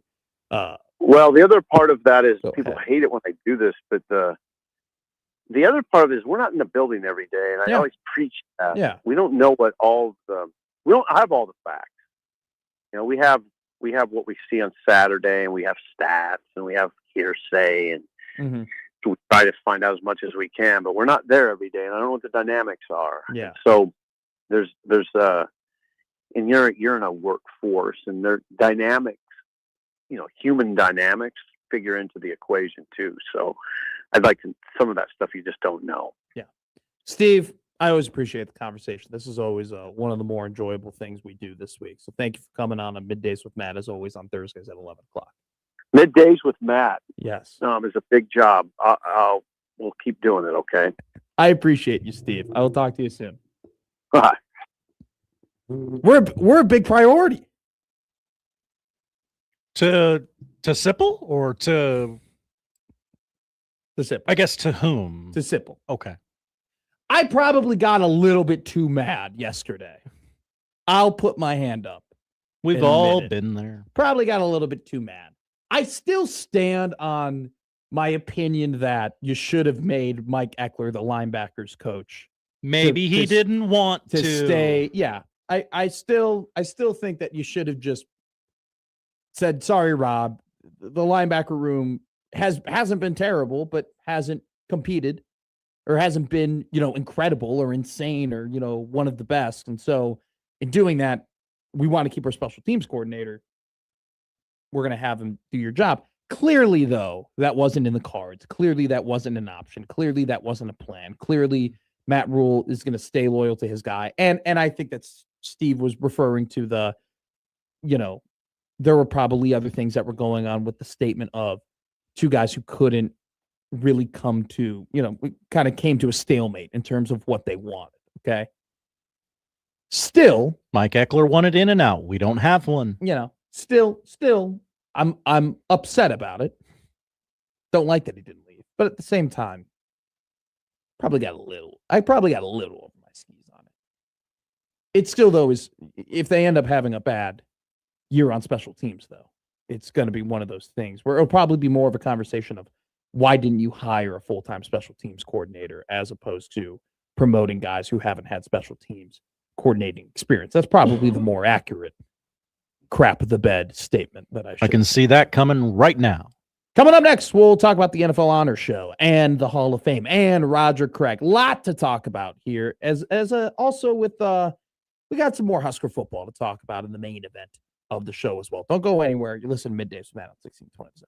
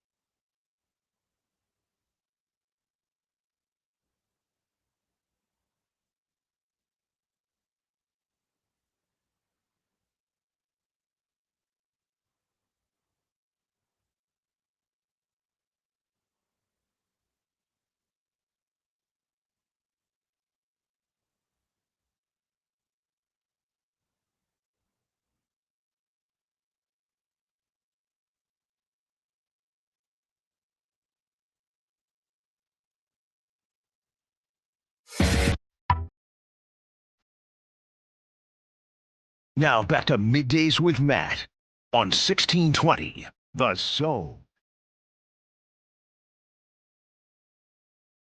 Just had a fun, wide-ranging conversation with Stephen M. Sipple about health. Frank Solich, the Taco Inn, Casa Bavina. How we react when we get sick. Working out harder when you're sick isn't a smart decision. That and less media availability potentially for Matt Rule, which would be interesting, to say the least, along with his reaction and kind of insights to Mike Eckler. If you want to go and listen to that again, or if you missed out on that, go to our podcast page on our radio replays, and you can listen to it.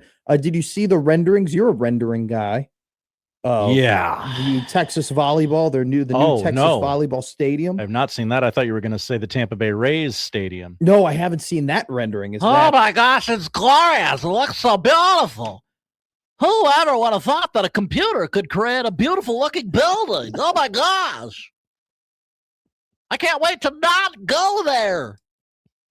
That's the other thing. Who's going to Rays games? It's Dick Vitale and no one else. Okay, you know what? I'm kind of on the agreement with Josh Peterson that all the stadiums are just starting to look the same. They look exactly the same. That looks like SoFi.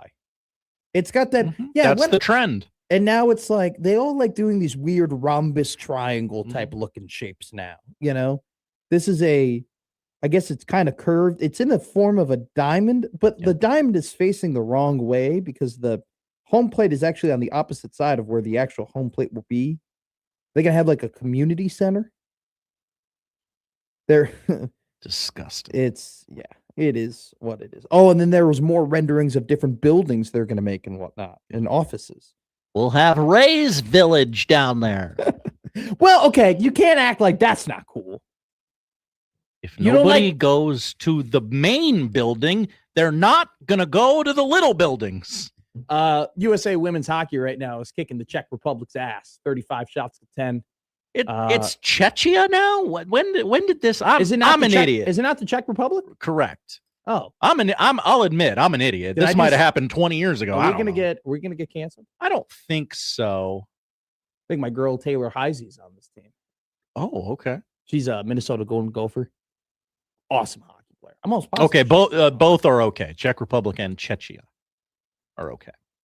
Oh, we're fine? We're fine. We're not off the air? Okay. Whew. For now. Well, what do you mean? Just a lot of show left. It's a trap. It's a trap. It's a trap. Horse crap call. Bang! That'll get us off the air. Bang. Just playing drops all day. Real quick before we get into the NFL, other kind of notable NFL news here.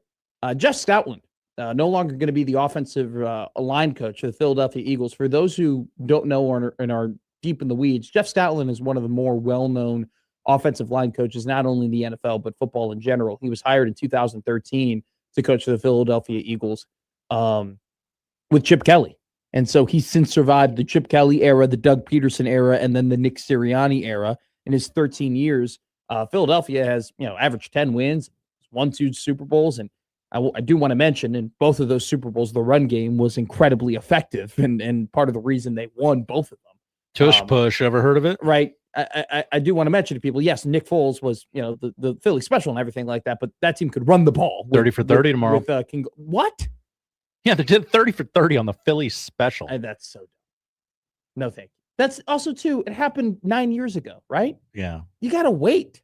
Yes. People have to forget. I have a sneaking suspicion this was, hey, Jason Kelsey is walking around our building every day. Why don't we talk to him about something since we have access to him? People love listening to him talk. We had to wait like 24 years to talk about the 2000 Ravens defense, but we only have to wait 9 years to talk about the Philly special. Get out of here. That's ridiculous. I'm not a fan of that. But Jeff Stoutland, awesome offensive line coach.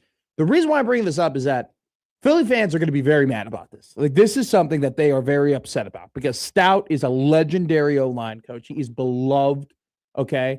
by Philadelphia Eagles fans. He's a Staten Island, New York guy. He's been with the team for over a decade. He's awesome at what he does. The offensive line for Philadelphia has been incredible year in and year out, in part because of his coaching. And, they've, no surprise, have drafted guys who are undersized or in mid rounds or from Australia, if you're Jordan Mailata, and they've been able to develop these guys into legitimate offensive line powers because of him. And he became the run game coordinator in 2018, which was, a big accomplishment for him because he gets more of an input on, the scheme that they're going to run and all that stuff. And, is a bigger part of the team when you got to kind of coordinate, hey, this is what the run game is going to look like. Apparently, he was I wouldn't even say quietly, he was just getting pushed out from doing that job from Nick Sirianni. And in this ESPN article, which was published yesterday by Tim McManus, kind of puts it out there that there was a bit of a silent blow up, if you will, between Stoutland and Sirianni, to the point where Stoutland did not think that run game coordinator, he didn't want the title anymore because it felt like it didn't fit the description of his job, which, by the way, is such a passive aggressive way to say you're mad. Well, I don't even want the title anymore because it doesn't describe what I do. I don't need the title. I don't do that. You don't have to give that to me. I'm not the run game coordinator. The title isn't the important part. No, it's the not. money that comes with the title. So Stout is out in Philly, which people are very mad about, and it's a big deal. And I think it may very well poorly reflect on Nick Sirianni and what's going on there. The 63-year-old also didn't want to work for a 33-year-old offensive coordinator who's going to try and Shanahan and McVay the Eagles offense next season. So he will not coach this year, but next season there will be a team in the NFL that will be incredibly happy that Jeff Stoutland is their offensive line coach, and Philadelphia Eagles fans will automatically hate that team. So warning, that is going to occur. NFL honors tonight.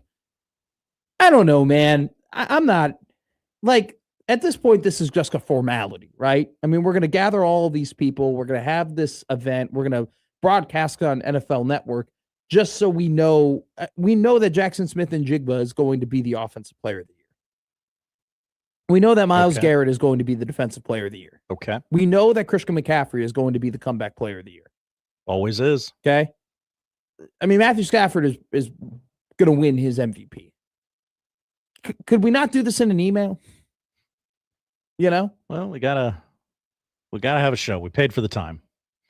Another thing is too, like, I wouldn't the banquet room. I wouldn't mind if they honestly just turned this thing into a Hall of Fame only type deal, where they announce the Hall of Famers of that season. Well, I know who's not in the Hall of Fame.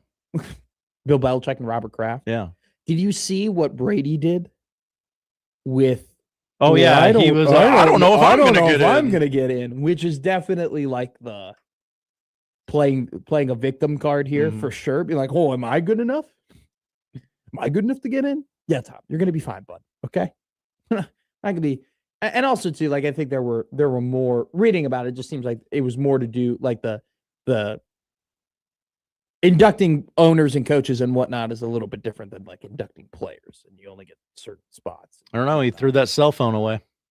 Okay, let's talk about the Hall of Famers tonight. Drew Brees in, right? No doubter. Yeah, probably. What do you mean, probably? Stop it.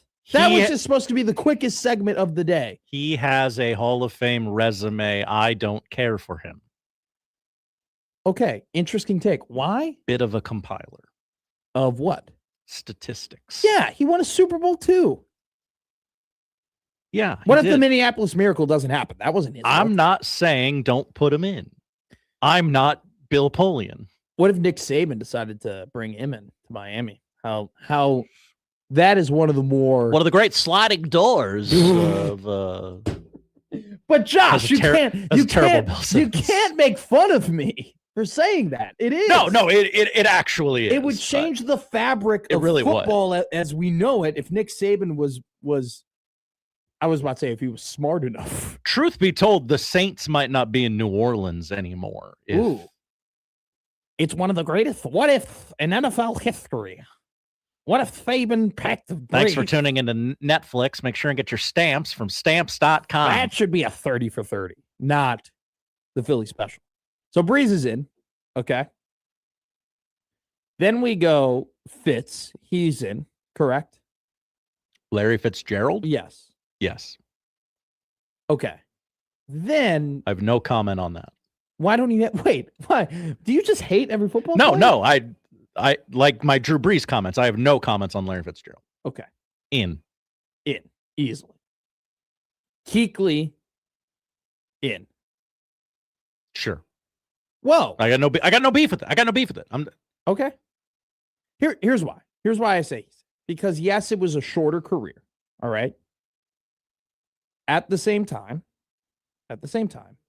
he made 5 first-team All-Pros, and you know he was the 2013 Defensive Player of the Year. Like, I understand he only played from 2012 to 2019, and typically in the Hall of Fame we like longer careers and we enjoy longevity. But when you play 9 seasons and you make 5 first-team All-Pros, okay. Like, you were one of the best in your era, in your decade, in your generation. You're a Hall of Famer. I don't actually totally disagree with them not putting him in because we still have that first ballot Hall of Famer versus Hall of Famer type deal. I think if you want to say Luke Kuechly because he didn't play long enough, shouldn't be a first ballot Hall of Famer, I'm actually fine with that. I'm cool with that. Right? Maybe there's you got to play 12 years plus to be a part of that conversation. He should be in this season. Here's one I feel pretty strongly about. T-Sizzle. There's a lot of guys who do the prediction thing and they have him on the outside looking in, and I'm like, I don't. Dude, he's 8th on the NFL's all-time career sack list. He won a Defensive Player of the Year in 2011. All right, he won a Super. He won 2 Super Bowls. All right. He's got 2 Super Bowls, a DPOY, 140 sacks as an outside linebacker. Like, come on, guys. He played he played from 2003 to 2019. His final season, we talk about Ray Lewis winning a Super Bowl his way out the door. So did T-Sizzle. So did Terrell. I completely forgot. He played from 2003 to 2019. You said he won 2 Super Bowls, and I was like, well. He was on the Chiefs. Yeah. On the Chiefs, 2 Super Bowls. He's in. Okay. Then it goes is it because you only could get 5. And so now we're up to 4. So do we make Torrey Holt wait another year? Well, you can only have one position player. Stupid rule, by the way. Or do we give it to Jason Witten? No, thank you. Look, I think what they should do with this 5th spot, okay, I would just give it to nobody. Yeah, you don't have to do 5. I would just say we're good. Because if you put Torrey in, then they're going to no Frank Gore. I don't know what the hell you're going to do with Adam Vinatieri when it comes to it. Probably put him in eventually, right? Yeah. I just don't think as a Hall of Fame voter, I would want to deal with the headache of having to argue between Torrey and Jason and Frank and all that. 4 is good. Drew, Fitz, Terrell. Yeah, I'll go 4. 4's fine. 4's fine. Next season, though, I hate making. I want Torrey to be in at this point. We've just done this for so long, and he deserves to have it, and everybody knows he deserves to have it. I'm glad they finally put Sterling Sharp in last season. Big fan of that. Okay, next year's first. Oh, go ahead. Ballot eligible: Ben Roethlisberger, Adrian Peterson, Gronk, Antonio Brown, Cam Newton, Richard Sherman, Andrew Whitworth. Wait. Can we have a discussion here? Sure. Are you how do you feel about Antonio Brown? Whoa, loaded question. Because there was a time the guy when he was really good, and then I'm going to guess the game of football scrambled his brain a bit. Okay. I get it, right? But from 2013 to 2013 to 2018, the guy averaged damn near 1,500 yards a season. Now, we can debate whether or not coaches and owners should be in the Hall of Fame till the cows come home. But if Antonio Brown is a first ballot Hall of Famer and Bill Belichick isn't, wouldn't that be we're great? Probably doing it wrong. Wouldn't that be great, though? I'm just saying. I'm here for the jokes. Don't get me wrong. From ages 25 to 30, Antonio Brown was one of the greatest wide receivers of all time. This is true. But he kept going. Okay. I understand it all fell apart after 2018. But in those 6 years, the dude had 700 receptions. He caught the ball 686 times from 2013 to 2018. Feels like a lot. I didn't know how I became banging on the drum for Antonio Brown guy. Here you are. But I feel like I have to. You made that choice. I'm going to make a choice. We go to break. 402-951. Good choice, Matt. If you want to get in the conversation here on Middays with Matt.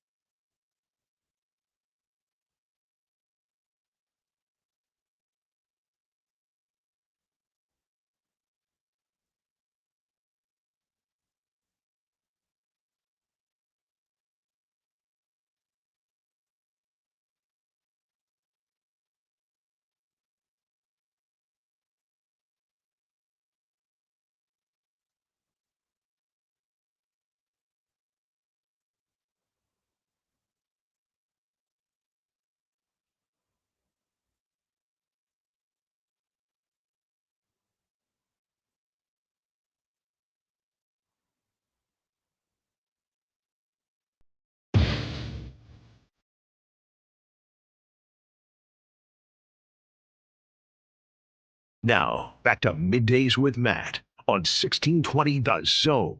All right, I'm getting mad watching soccer.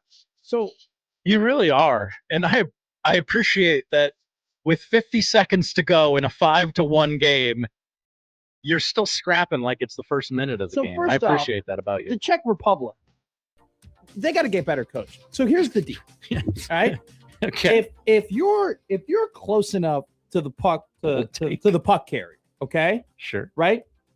Stop closing down the passing lanes, right? If I'm about 2 feet away from you, why do I need to close down the passing lanes? You don't. Hit the girl. Hit her. That's right. I don't think we mentioned that on the front end. This is women's ice hockey. Check her, right? Why are you 2 feet away from her and you got your feet here and your stick here? No, you're close enough. Go and hit her. Now, if you're away from the puck, then you get big. Then you close down the pass lanes, right? But you got it. If you're close, be aggressive. Secondly, too, you can tell the chemistry is a little off on the USA team because there have been multiple times here. Well, so first off, I don't know why they were on a 2-on-1 and the Czech Republic defender, she clearly gave the puck carrier the middle. And so, but she still, the girl who had the woman who had the puck, she still tried going opposite. She tried far side blocker on the goalie to go and like cause a rebound.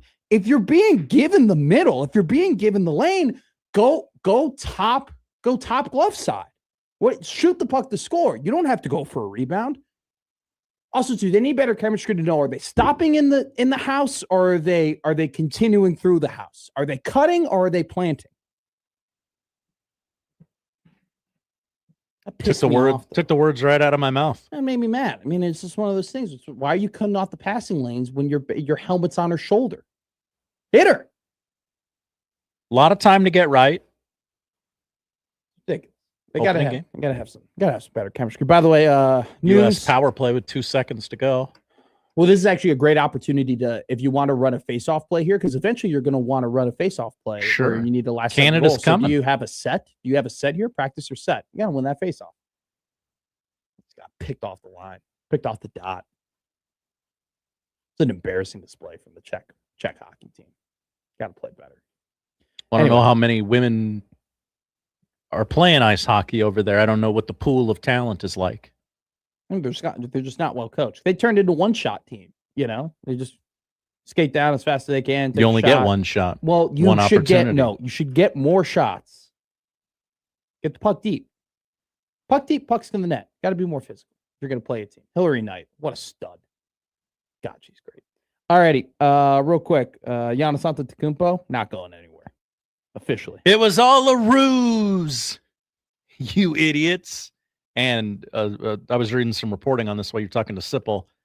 Seems like if you want to go see Giannis play a game of basketball, you might be very limited in your opportunities to do so, because they're going to sit his ass most of the season to get a better draft pick, which should not be allowed. No, it shouldn't. Only a soft-ass commissioner would allow such a thing. Yeah, I preach. Jose Alvarado, by the way, going to the New York Knicks. I only mention that because New York is going to love that man. Secondly, by the way, fun little stat here. So have you seen that the Bulls have like 12 guards on their team? They have like no big men. I've also seen the Bulls injury report today. Tough. It's a mile long. I don't know how they're fielding a team. Here's a great tweet, and then we're going to go to a break. We're going to read some emails from the Equitable Bank inbox. Equitable Bank, they take banking personally. Pick them on the first ring, Old Man Doug. We'll read those emails in the next segment. And if you want to call into the next segment, just talk about whatever, 429511620. Eventually, we will talk about Husker football. We have some things to discuss about Husker football, 2026 quarterbacks and some statements that have been made. Don't forget to 115 Andy Kendi will be on the show, and at 1 o'clock, we'll do the odd news. Here's a great tweet, though. From a Illinois basketball account. Currently, the Illinois men's basketball team has a taller team than the Chicago Bulls by both average height and tallest player. The Illinois men's basketball team average height is 6'6.5". The Chicago Bulls average height of the team is 6'5.25". Tallest players, Illinois men's basketball has a 7'2" and 7'1" player, but those are the Ivisic guys. The Chicago Bulls have two players at 6'9". We're playing small ball in Chicago, baby. Not both in the pocketbook and on the court. We're going as small as possible. Kenneth goes in. The perfect shot is low blocker, trying to hit the gap between the pillow and the blocker. You can't get your arm down there. Kenneth, I agree with you, but in that scenario, you don't go low. You're not going low pad, right? If you're being given the middle, take the ice in front of you, give yourself a larger angle. And at that point, the corner, the glove side corner was there. Maybe even low glove. Get between the glove and the block and the pad. That'd be a good shot too. Come on. Nathan love the passion in Matt's voice when talking hockey. I want to be a coach one day. I do. I want to be a hockey coach. Just got to find the right team. I got to find the right boys. Can you? By the way, I would totally be Rick Pitino suit and tie if I was a hockey coach. Oh yeah, I totally would. Okay, you'd be like the Iceland coach. Can you imagine if when I coached my first hockey game, I feel like the entire zone would show up to see. Oh no! How make no mistake, we how would be at entertaining that would be. every game. Every game. You'd be my social media team. Coming up next, we read your emails, take your calls, read your texts, and discuss Husker football here on Middays with Matt. Middays with Matt on 1620 The Zone.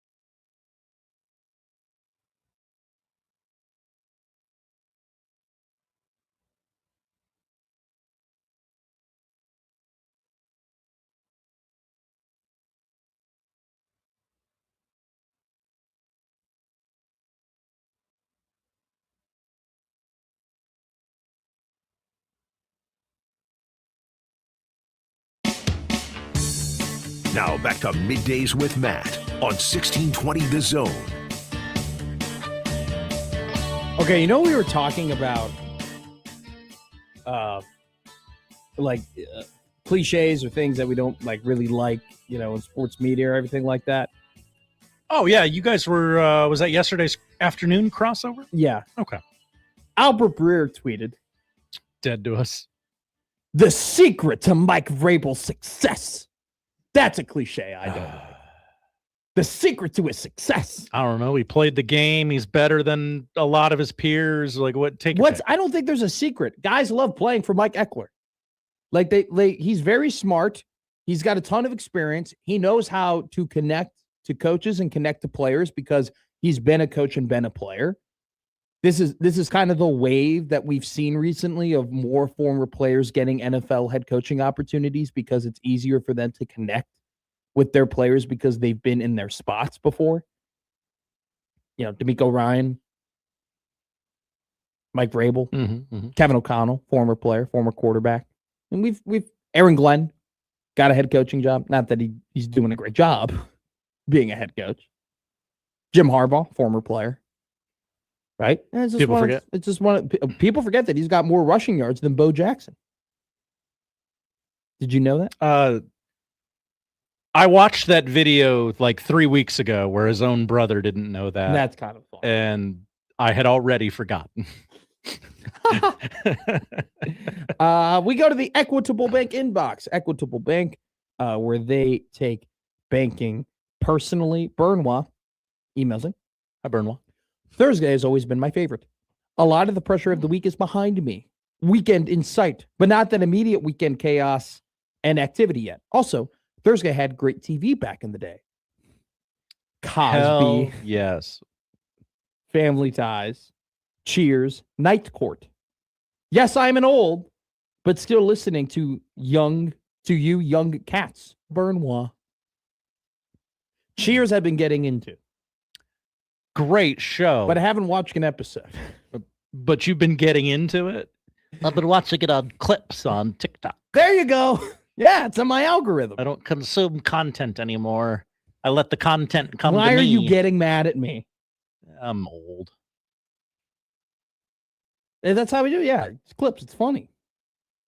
Rack them up, Sally. There's great stuff. Norm. Yeah. Or when they do. So what Norm did on One Cheers, I did in real life. Because they, it was a fall, what do they call that? When you turn the clocks back, you just turn the clocks back. Daylight saving. Daylight saving. So they were at the bar till 2:00. And then the bar closed, and then they turned the clocks back to 1:00, and they were like, "Oh, bar's open for another hour," and so they went back to drinking. Right? I did that in college. There was a Saturday night in Lincoln when we turned the clocks back, and so we were at the bar till 2:00, and then it turned back to 1:00, and we stayed there for another hour. It was awesome. It was one of my favorite nights. So I was like, "That's cool. I'm like Norm." Just like Norm. I'm just like Norm. That's what people say. That's what everybody tells me. You walk into a bar and they go, Matt. We got this email before we went live on air. Whoa. Nathan writes in, greatest lies I tell my kids. Oh, yeah, I got this too this morning. And I said, wow, this guy's really behind on the podcast. Well, but Nathan, I appreciate the email. But here's the thing. Nathan knows about Nathan is a part of the itty bitty bit committee. Oh, okay. Okay. So this is that Nathan. So I think he's trying to establish that this is an itty bitty bit that we do on Thursdays. Okay. Where dads tell us the greatest lies. They tell us that they've told their kids, which, by the way, if you have a lie that you're very proud of that you've told your children, 402-951-1620 or Matt at 1620 Zone or Josh O at 1620. Odd way to prompt the audience, but yes. What do you mean? This is our itty bitty bit. If you've ever lied to your children. This is a bit that Nathan wants. He wants fathers to tell lies. Yeah. He goes, we do it. The greatest lie I've ever told my children. Their face will get stuck in whatever contortion they concoct. That's a good one. I'm not going to read the second one because we shouldn't. Oh, yeah. I think I remember what it was. Everybody kind of does it. Okay. That's a universal one. Here's the best one. The greatest lies I've ever told my children. They are really good at fill in the blank, and they should definitely pursue that as a career choice. That's tough. Come on. You should, if your son or your daughter is making some bad career decisions or wants to go into, that'd be a power ranking of the worst majors could get in college. Oh, that'd be fun. That would offend a lot of people. It would. That would get a lot of people pissed off. No, you should be able to tell your kids, hey, probably don't, open up a coffee shop, that only serves vegan beans. Good take. Thank you. And then the last one he wrote was Nebraska football will be good this year. That's a cheap shot. Let's talk about Nebraska football. A very funny bit of news hit the timeline yesterday. To the surprise of no one, Dayton Raiola is going to the University of Oregon. He's following his brother, Dylan Raiola, who is seemingly, at least at this point, going to redshirt, okay, and be the backup behind Dante Moore for next season, and then hopefully for him, take over the job at Oregon to be their next starting quarterback to then eventually get drafted in the NFL. I think it's a very good plan for Dylan. I think it's the fact that they were able to pull that off, quite remarkable, might I say. Like, quite remarkable that he got to Oregon and is going to put himself in a great position to develop and to get drafted, because Oregon is slowly becoming the quarterback factory in the NFL right now. Bo Nix drafted, Dylan Gabriel drafted, Dante Moore will be drafted in the first round next season. That's going to be 3 NFL draft picks that have come from Oregon in recent history, 2 of them being first. The fact that Dylan has put himself kind of in that succession was a hell of a move. Regardless of what you think about Dylan and his family and his team and everything they did in Lincoln, the fact that they were able to pull that off is quite impressive. Okay. But Dayton going to Oregon. But he's going to be a tight end. It's very funny because Dayton Raiola originally was committed to be the 2026 quarterback for Nebraska. It's very funny that we now could say, yeah, the 2026 quarterback that they were going to bring in ended up being a tight end at Oregon. Now, here's some more interesting news. Nebraska, after Dayton Raiola, seemingly decommitted and went with his brother to wherever he was going to go, Nebraska needed a 2026 quarterback. They didn't have one, right? Because they had Dayton, and they were like, we're not going to recruit one. They were going to get this guy out of Vegas, Tanner Vibabule. Okay. Oh, okay. I've seen this guy's name today on Twitter. I'm like, who is this guy? Who is this guy? Blazing speed, out of Vegas, there's a reason why he had to sign to a team in February. Like, this guy is very raw, has really good stats from his days in high school, but just a very raw quarterback. But his speed is off the charts. I mean, he is a 4.4 type guy. I mean, this guy can run. And so Nebraska, who's always been in love with the speedsters, regardless of what position. I mean, we're talking about a program that very early on prided themselves on recruiting guys based off of track times. Wanted this guy, wanted to bring him in for depth purposes for the 2026 class. At this point, it seems like he's going to go to James Madison. Okay.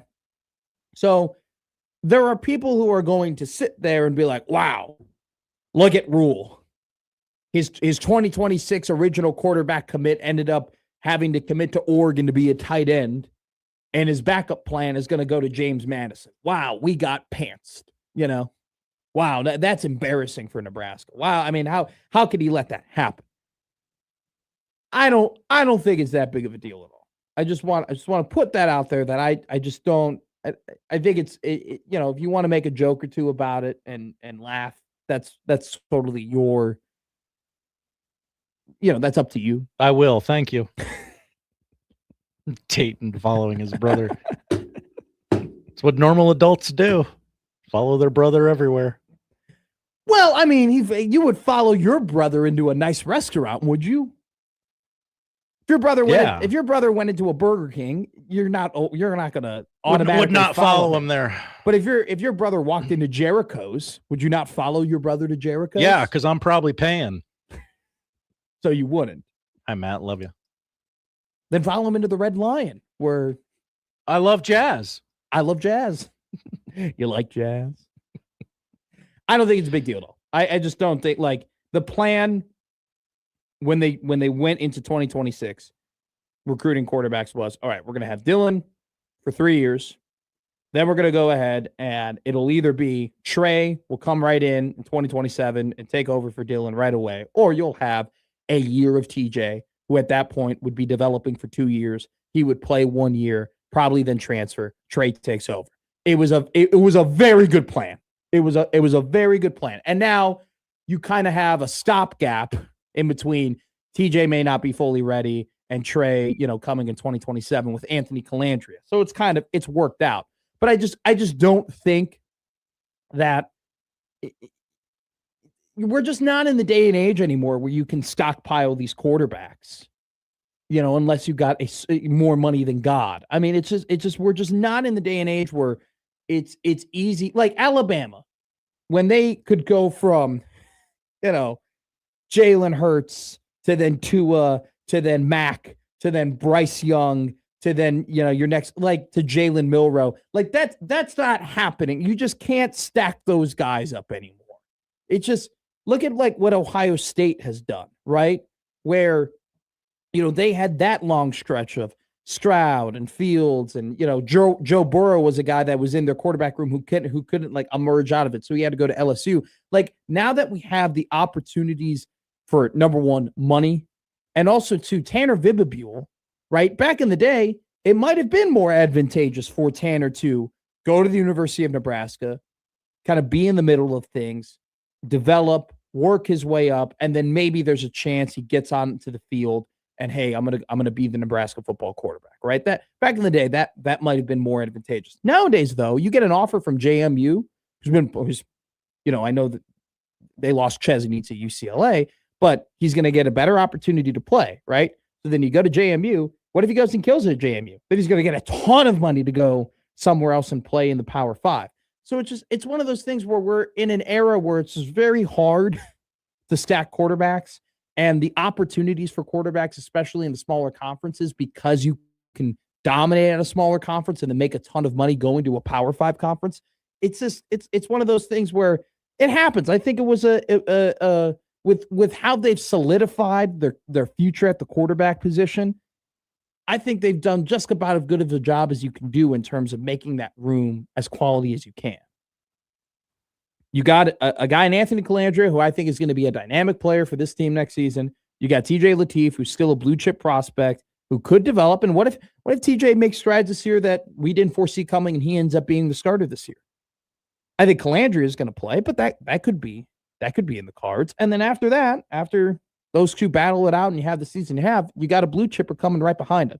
It doesn't, for 2026 prospects, Nebraska football has the plan. They have the path. They know what they're doing in that room.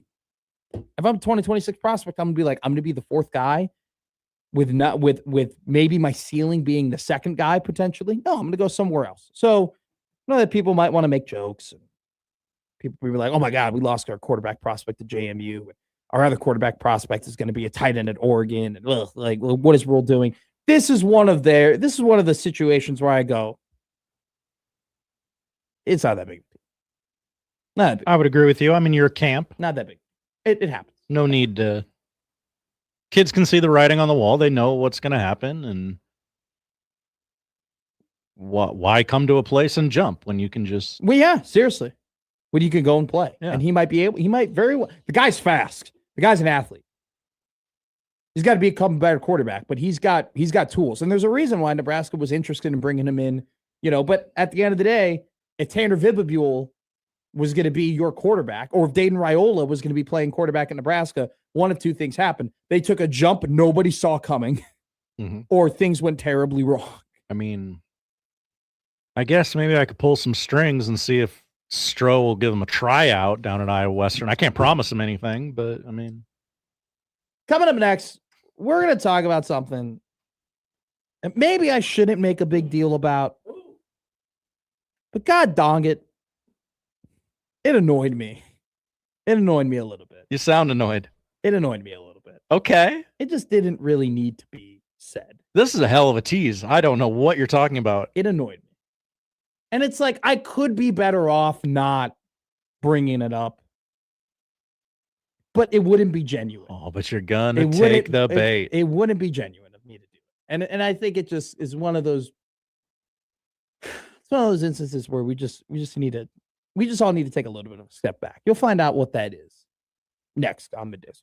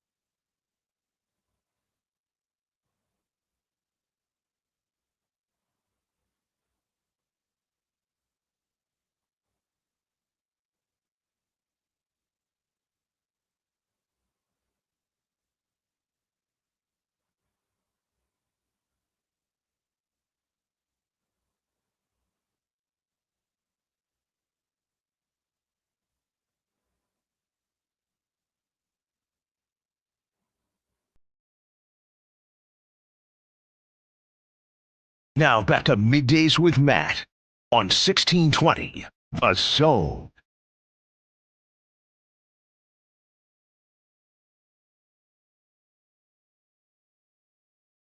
One award we forgot to mention.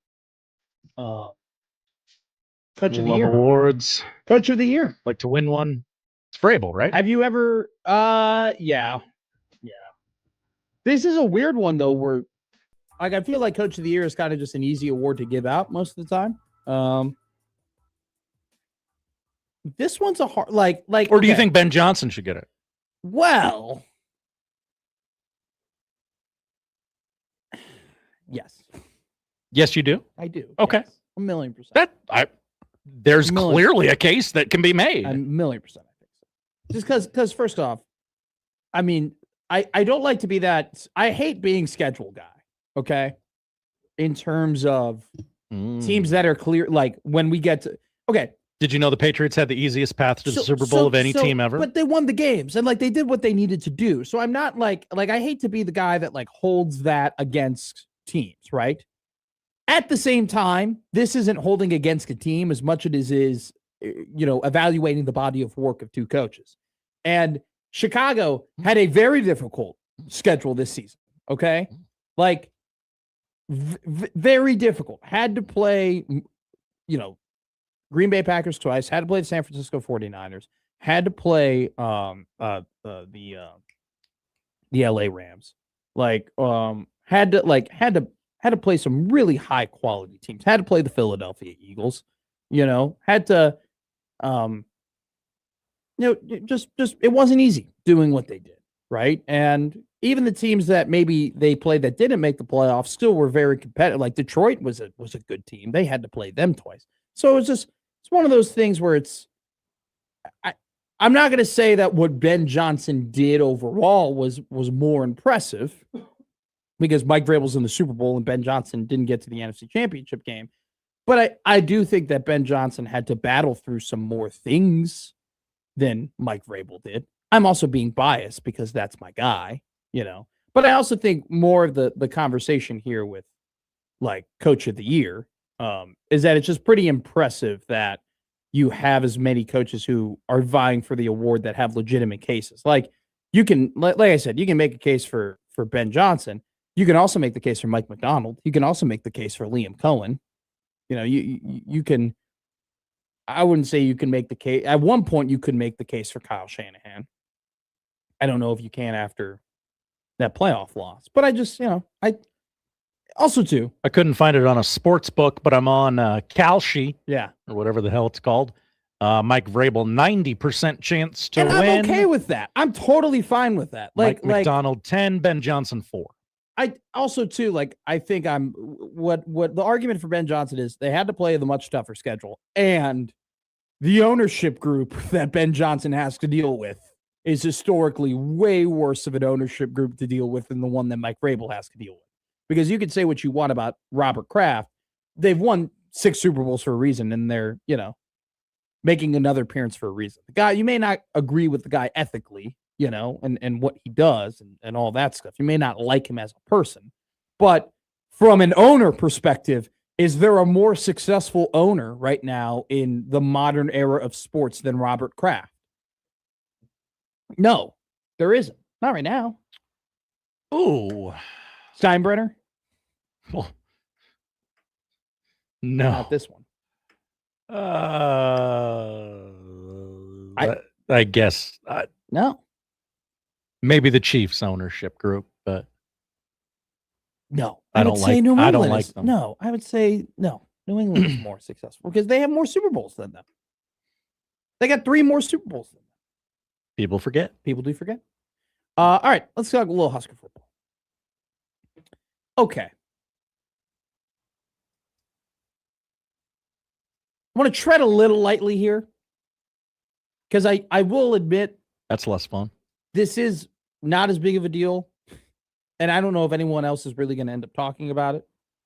But the reason why I'm talking about it is that multiple people texted me yesterday at their annoyance of some things that were said. Okay. And boards are popping. And I really don't have I don't have a problem with the content as much as I have a problem with the fact that I don't think it needs to be said. Okay. So, for those who don't know, Dr. Suzanne Elsa, went on a bit of a media tour yesterday. She was, I believe so there was a great tweet by Hail Varsity, and she was on Herd at Sports yesterday. And then she also did an interview with Jessica Cootie on Husker Radio Network. We've pulled something from the Husker Radio Network interview she did with Jessica Cootie.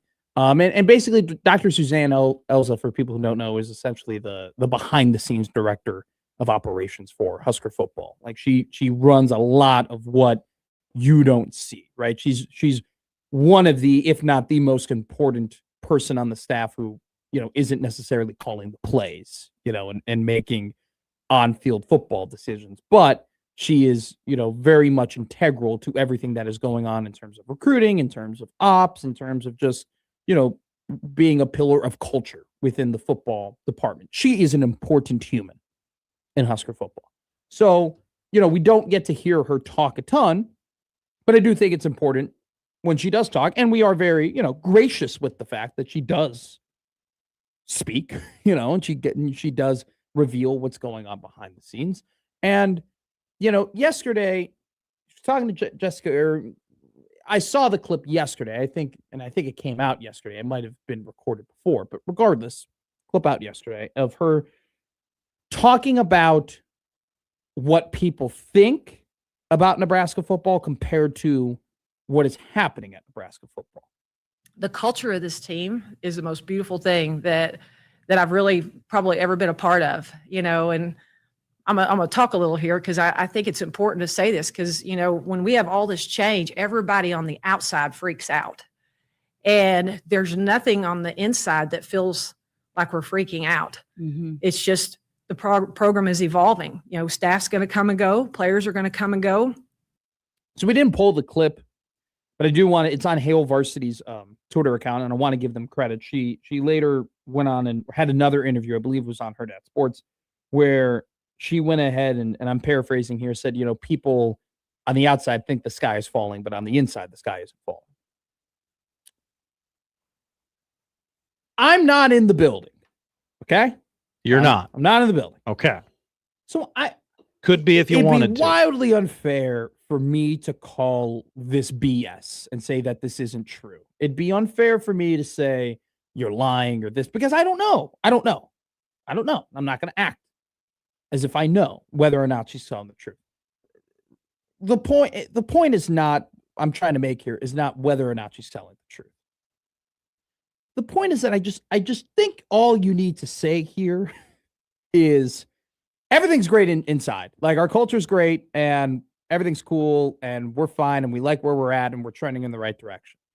I don't think you need to put everybody on the outside thinks, things are bad and, they don't know what they're reacting to and they don't know. And here's the thing. She's inferring, right? She's not saying this, but she's inferring, they don't know what they're reacting to and they don't understand what's really going on and what seems big to them isn't big to us and all that stuff. And I just don't think right now in the very fragile current state of Husker football, you need to communicate that to anybody. Okay. People get upset when you tell them what you're evaluating and what you're looking at and what you perceive to be real is wrong. Okay. People don't like being told, hey, the fact that there obviously was a disconnect between our defensive coordinator and head coach last season isn't a big deal. Hey, the fact that our great special teams coordinator left for another team isn't that big of a deal. Hey, the fact that we've completely rehauled the coaching staff in the third year isn't a big deal. Hey, the fact that this 5-star prospect that we were all hunky-dory for and we were so excited to have, and the fact that we couldn't develop him and he had to end up leaving for another program, that's not a big deal. Like you don't, even if that's the case, okay, even if that's the case, I don't think you need to communicate that to people. I don't think that's important to get out there. Okay. And I just, and this, we're in a fragile time. And there are people who go, when they hear that, they go, don't piss on my head and tell me it's raining. Okay. That's how some people take those comments. People do be saying that. Where you're telling me everything is great and everything is awesome, but the actions that I'm seeing, the things that are occurring and what's happening on the field, that isn't reflective of that. State-run media. Don't believe what your eyes are telling you. So believe what I'm telling you. Yeah, like I don't like that. I don't like that. I don't think that's something that needs to be done. I don't think that's something that's important. On the checklist of things to get out there and talk about, I just don't think telling people, hey, all of the crappy things that you or think might be going on, like, you're totally wrong. Everything's actually fine. But we're going to be humble this offseason. I just don't think that needs to be communicated. I think that Dr. Suzanne Elza can do a very fine job just saying, hey, everything's great here. The culture is great here. Everything's awesome. We're very confident. We like the people that we brought in. You know, we're really excited. You know what? We didn't get it done on the field, but man, I'm telling you right now, we're working our ass off, which they are. They work their ass off in there. Let me tell you something right now. The lack of success for Nebraska football over the last 3 seasons isn't an effort problem. Okay? It is not an effort problem. They are giving a lot of effort over there. They are trying, man. They are trying to get this thing turned around. Okay? And I want to shed light on that and give them credit for that. This isn't an program was in thing. shambles when they walked in the door. I mean, it was. It really was. Do I like that they have to bring that up in year 3? No. By year 3, we should just be talking about what's going on within the walls now and what. If you're talking about that stuff in year 3, wouldn't it's not going understand well. how low it was. I just don't. I'm sorry. I'm really being like no, an you're antagonist. Good. You're here. good. You're good. But like, there's a little bit of truth in both ways in this, Josh. Because there's truth in the fact that, man, it was bad when they first got here and they had to strip it down to the studs. I agree. And they really had to do a lot of work to lay that foundation. And in my mind, that first season, yeah, they messed up with Jeff Sims mightily, but they had a lot of work they needed to do. Okay. And so that kind of slipping through the cracks, I can kind of understand. But when you get to year 3 and you're still being like, hey, it was so bad when we got here, I don't subscribe to that. I don't subscribe. You've had 3 seasons here. Like you've brought in a lot of guys. There are things that are happening on the field that doesn't have to do with Scott Frost anymore. Okay. So there's a little bit of both. But I just once again, I just don't like the idea of being like, yeah, no, what did you say, Josh? Lying eyes. Right? Yeah. I don't believe what your eyes are telling you. Yeah, I don't like somebody of that importance communicating to everybody into the fan base that is the case. That what you think is important and what you think affects the program doesn't affect the program. Just go ahead, because people got mad. People texted me. People were upset about this. People were this bothered people. Okay? Your phone is weird, man. It's just one of those things, Josh, where it's just like, you don't do that. Don't do that. Big strong men with tears in their eyes came up to you. Just don't tell me everything is totally okay and totally great when it hasn't been. There's been a lot of change and there's been a lot of turmoil. And I mean, literally, you had a defensive coordinator say that we need better players in the middle of the season. And then you had a coach clearly have just a major disconnection between that coordinator and those thoughts. And then it led to that coordinator leaving. Not a fan. And then, but I'm supposed to look at that and be like, oh, no, we're all good. No, I think it's totally, people are totally well within the right to believe that things aren't trending in the right direction, because last couple months they haven't been. They haven't. But you're totally okay with just saying, hey, everything going on here is great. Everything going on here is great. We're fine. We're good. I wouldn't have clipped that and put that in here. And I can't tell you oh, that's BS or they're lying. But what I can tell you is that I don't think people fully appreciate the, well, don't believe anything you read, or don't believe anything you look at, or don't believe anything that you previously know that might indicate to you that things aren't going well or aren't going great, because they are. I don't like that. Not a fan. Once again, admittingly, small thing that maybe isn't that big of a deal, but it annoyed me enough, and it annoyed enough people I know to just be like, we need results on the field. Don't pee on my head and tell me it's raining. Go and win a ranked game. Probably shouldn't pee on anyone's head. Go and beat a take ranked some team. advice from your buddy producer Josh. Go and win 8 games. Go and Do produce that. a massive upset. That'll go ahead and develop. You know, you can't do that until you do that. Because because this program for the last 3 years can be summed up in the fact that there's been a lot of talking and not a lot of action and not a lot of results. There's been a ton of talk of how everything is heading in the right direction and things are going to blow up and we're going to take big steps. And unfortunately, and I'm not happy about it in any regard, we haven't seen that on the field. We've seen things get slightly better, but there still are massive problems and indications that you aren't going to take the leap that other teams around the country are taking. And that sucks. And people are well within their right to be upset about it. They need to be blasting Toby Keith all summer, all spring ball long. A little less talk and a lot more action. According to Steve Sipple, we might have a little less talk, apparently. So, coming up next, we're going to have a little more Super Bowl talk here. Josh and I are going to give you a couple players that we wish won a Super Bowl. And we are going to invite you to call us and text us and tweet at us players that you're like, man, I wish they won the big one, here on 1620 The Zone.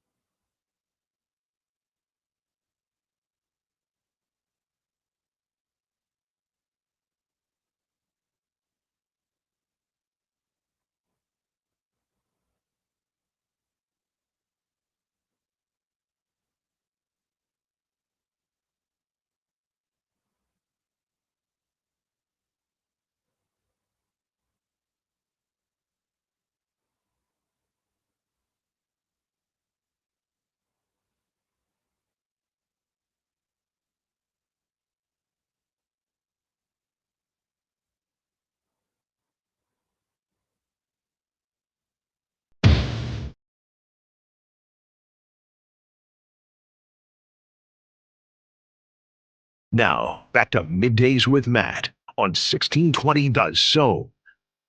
Hey, enter online at 1620thezone.com for a chance to win our Get Your S Together $5,000 sweepstakes. That contest runs until February 24th. Also, if you want to go and see the Omaha Supernovas in action, 1620 The Zone, we got you covered. The Omaha Supernovas return next Thursday to take on the Dallas Pulse. It's Thursday, February 12th, 7 p.m. at the CHI Health Center in Omaha. Listen all week to Unsportsmanlike Conduct, John Bishop and Josh Peterson for a chance to win your way to the game. Alrighty, the big game, the Super Bowl, is on Sunday between the New England Patriots and the Seattle Seahawks. Will we have the Coach of the Year and the MVP both playing in that game?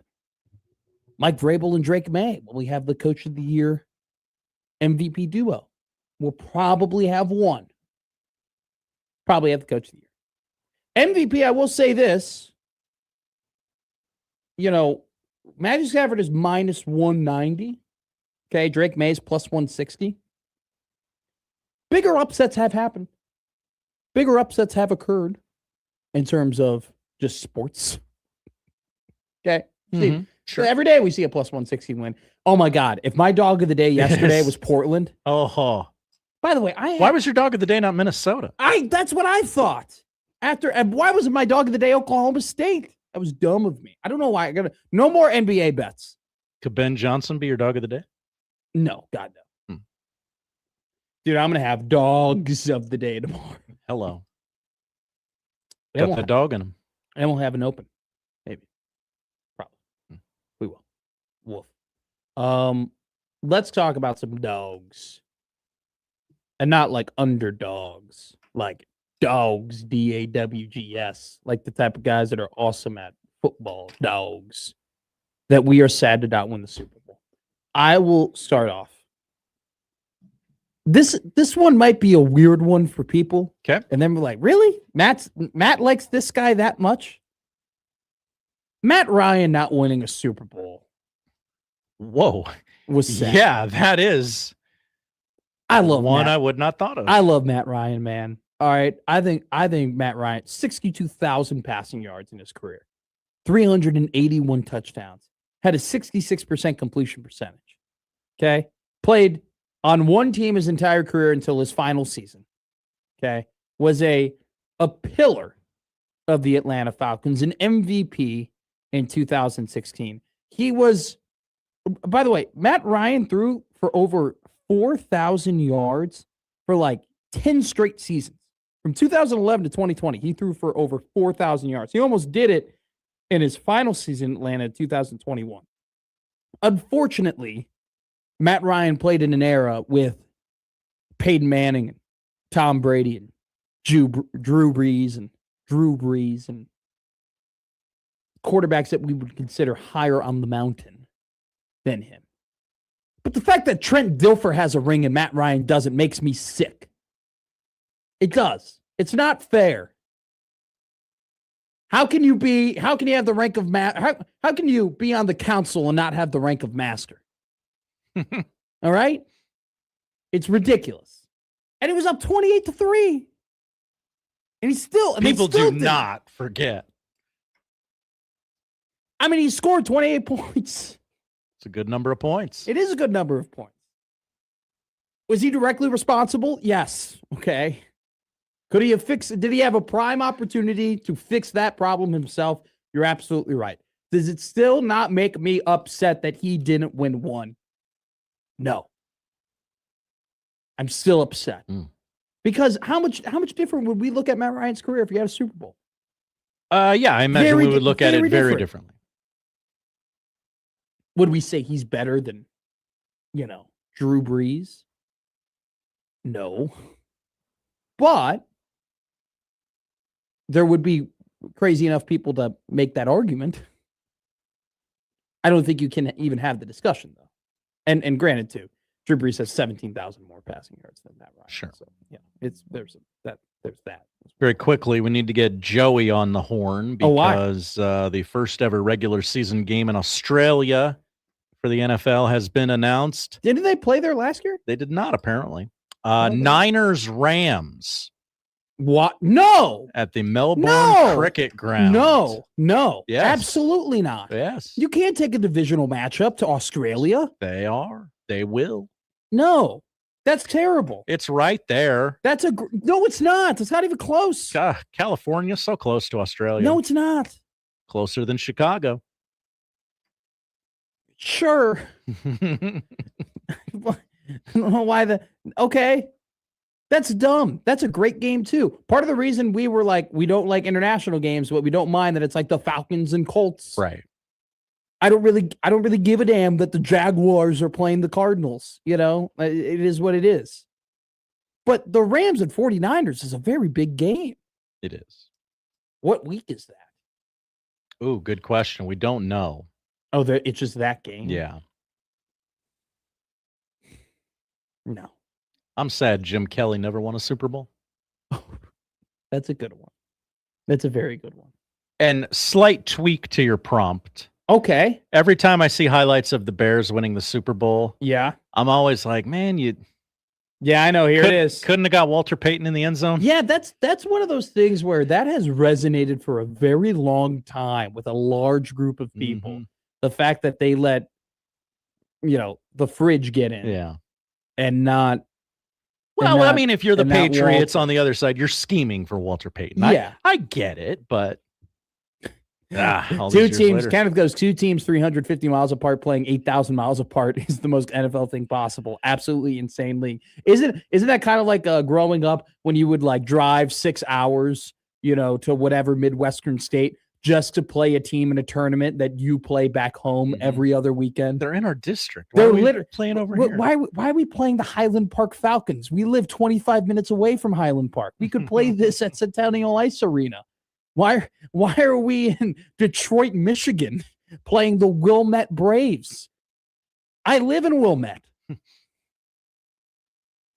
Kenneth goes, yes, very AAA hockey coded Matt. I know. Kenneth wants me to talk about Artemi Panarin. I don't really want to talk about Artemi Panarin as much as I want to talk about Adam Schefter breaking the news. Breadman? I can't find this Adam Schefter tweet. Was it one of the fake Adam Schefters? No, it was Shefty. Shefty?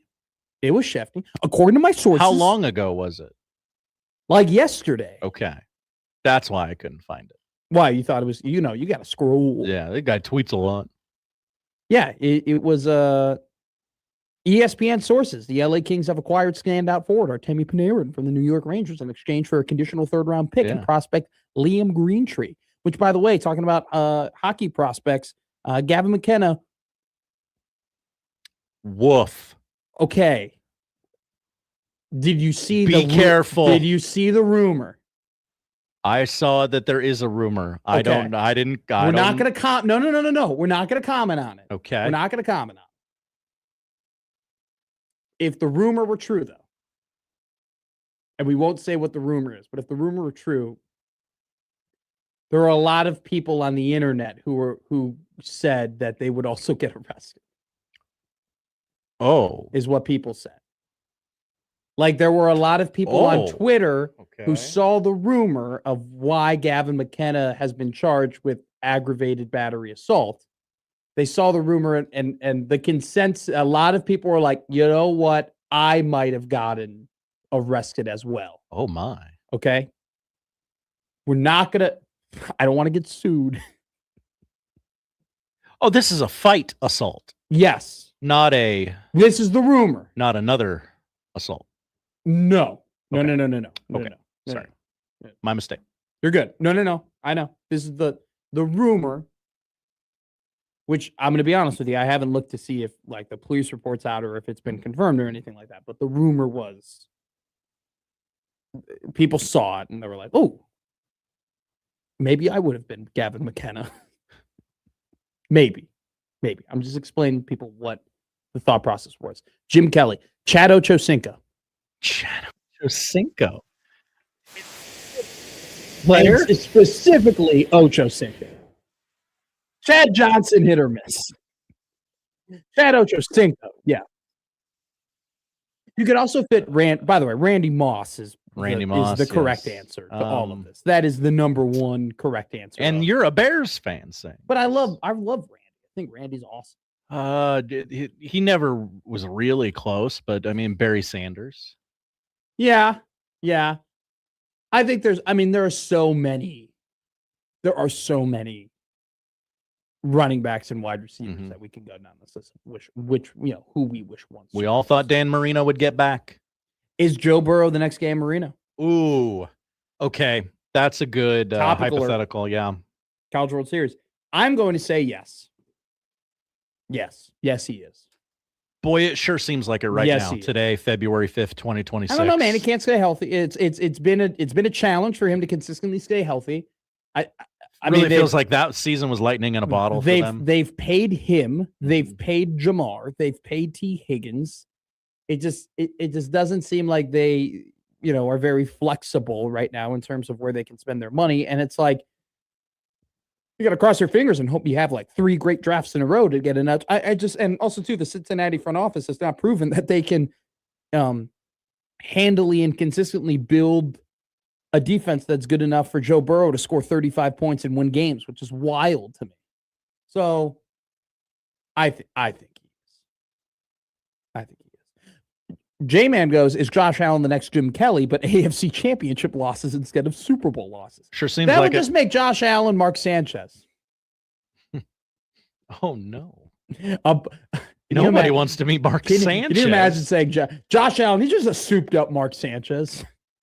By the way, one of the craziest takes that we saw was people being like, yeah, LeBron James is just a souped-up Scottie Pippen.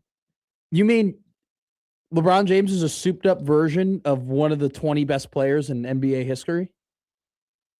Weird take. And that's a bad thing? No. Josh Allen, if Josh Allen is the next Jim Kelly, Josh Allen's got to get to the Super Bowl. Which, damn it, Josh, this was your year. Really was. This was your opportunity. It was right there in front of you. We were all rooting for you. We wanted nobody else in the Super Bowl other than Josh Allen. I wanted someone famous in the Super Bowl. Let's just be real. Nobody wanted any other teams in the AFC to make the Super Bowl if you weren't rooting for those teams specifically, unless it was Josh Allen. That was the only, Michael Severe tweeted a couple of days ago, while I disagree with him, he goes, I've never been less interested in a Super Bowl. It's because you don't necessarily have that MVP star power. And also too, the beauty of the NFL is that it's like the greatest episodic television series ever, right? It's season after season, and each season builds on each other and creates storylines and narratives that you are rewarded based on how long you've been following the league. And this season with New England and Seattle is very much a kind of just a one-off season. It's like season 4 of Friends, where they just go on dates the entire time and they don't really lead to a plot. I was pretty disinterested in last year's Super Bowl, but I was very interested. At least it was brands and famous people. There are a bunch of D-list celebrities in the Super Bowl. What a bunch of losers. This feels like a season of the Traitors or something. I'm sure we're going to read about a couple of losers coming up next on the Odd News We will. with Josh Hodson on 1620 The Zone.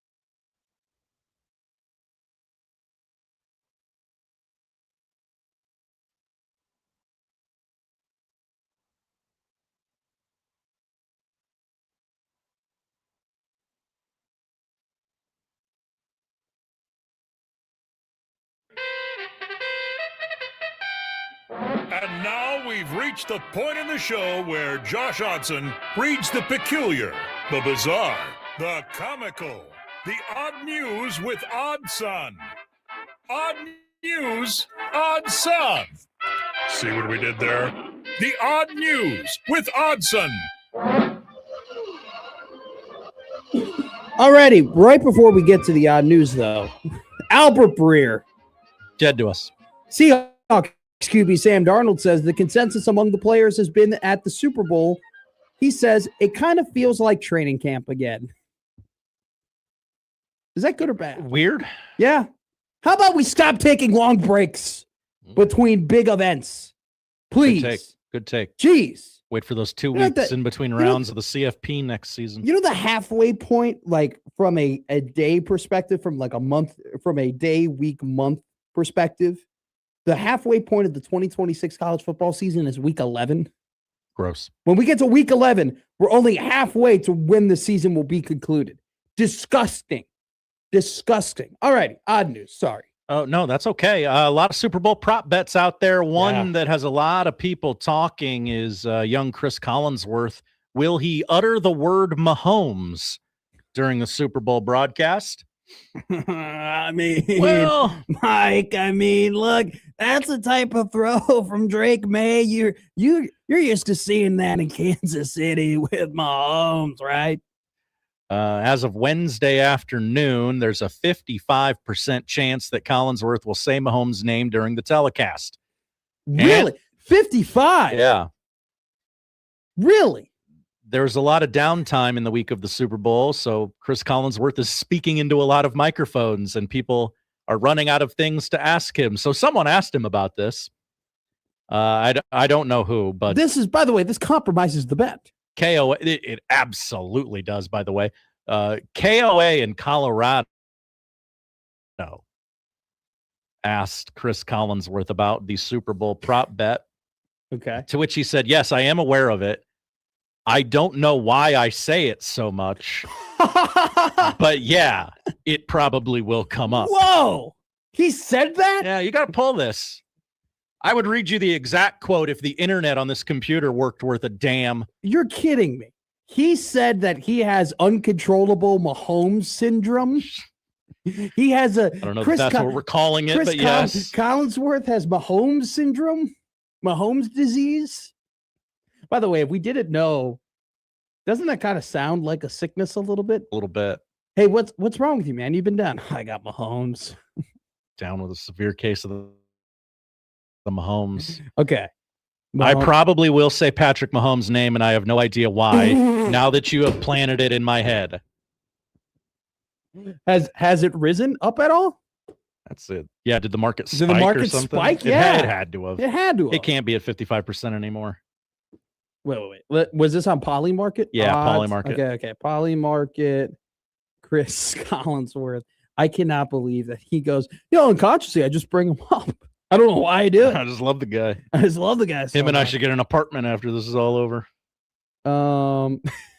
We'll make it a home together. They say so. I can't find. Oh, I think it's off. Good. It should be. You got to pull that thing. Wow. Okay. That's incredible to me. That first off, somebody had the chutzpah to ask him. Secondly, for him to admit, I don't know why I do it. I do, but I do it. And then secondly, to be like, I'm probably going to do it again. You know what people are saying about you? We go to California. Here's a guy. California man Brian Fowler recently broke a Guinness World Record for attending the most NFL games in a single season. How many did he go to? 56. That is ridiculous. That is as ridiculous. well as the record for fastest time to visit all NFL stadiums. He visited every stadium in the league in 72 days, 20 hours, and 56 minutes. Whoa. 72 days? Mm-hmm. Every stadium. He was at a different stadium every 2 days? That's how the maths. Their stadiums really aren't that close to each other. And either. we don't play games that close to each other. No, we don't. There's a lot of them that take place at the same time. The distance between Chicago, between the I mean, You can say Chicago. It's okay. the distance between Soldier Bleep the Field and haters. Lambeau Field is like 3 hours. And then the distance between Soldier Field and like Detroit is another like 5. I guess you kind of, if you're there, you can get to 4. Mhm. That's a lot of money. That's a lot of money for something that will, I'm going to be honest with you, Josh. I already forgot the guy's name. What's his name? Brian Fowler. Okay. I'm never going to remember that Brian Fowler Now, went to every single stadium in Sure, 72 sure. days. And by the way, 56 games in a 17-week season, meaning you went to at least 3 games a week. Mhm. So what did he do? Would he leave Now- halfway? Now, Kenneth has asked, did he see a game in every stadium or did he just walk outside every stadium? He attended a game Wow. at every stadium, and he made sure to catch a home team for each team that shares a stadium. So he went to a Jets home He game. went to MetLife twice. He went what to a a Giant. hardo. He went to a Chargers game. He went to a Rams game. The record for visiting every stadium was previously held by John Ryan Bailey, who achieved the feat in 74 days. Oh God. I want to know, did he go to, how many times did he double up in games? How many times did he double up? And Jordan asked a good question. Did he stay for the whole game? I don't have that. I would assume so. You would assume. I assume he didn't. I assume he would go for the first half and then he would be like, all right, I'm in Charlotte. I'm in Chicago. I have 2 hours and 25 minutes before Detroit kicks off against Green Bay at 3:25. Right. I'm going to fly. I'm going to leave now and fly out there. And then also, too, was he there? Now, to me, you have to be there for the kickoff of every game, I would agree with that. the beginning of every game. You can't just walk in. So Plaquette goes, I mean, Thursday, Sunday, Monday, every week. The math checks out. No. So what? We have 7. You have 18 weeks, right? Essentially, Right. of games. So 54. 3 times 18 is 54. And he went to how many games? 56. Okay. So you went to a Thursday night game Oh, the every internet. week? That sounds awful. There was some bad. He went to some bad football. He did. Also, too, so if you go Thursday, so I guess he could do it. Once again, I want to reiterate the waste of money that this is. It doesn't.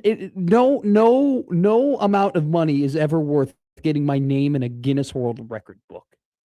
Period. All right, Josh, our third story. Our third story: the Olympics are underway They are. in Milan, They are. and Cortina. there's yes, Milano Cortina. There's already a doping scandal. Hell yeah, we're back mid-season And form. Boy, you've never heard one like this. Sit down, children. Let me tell you a tale. Okay.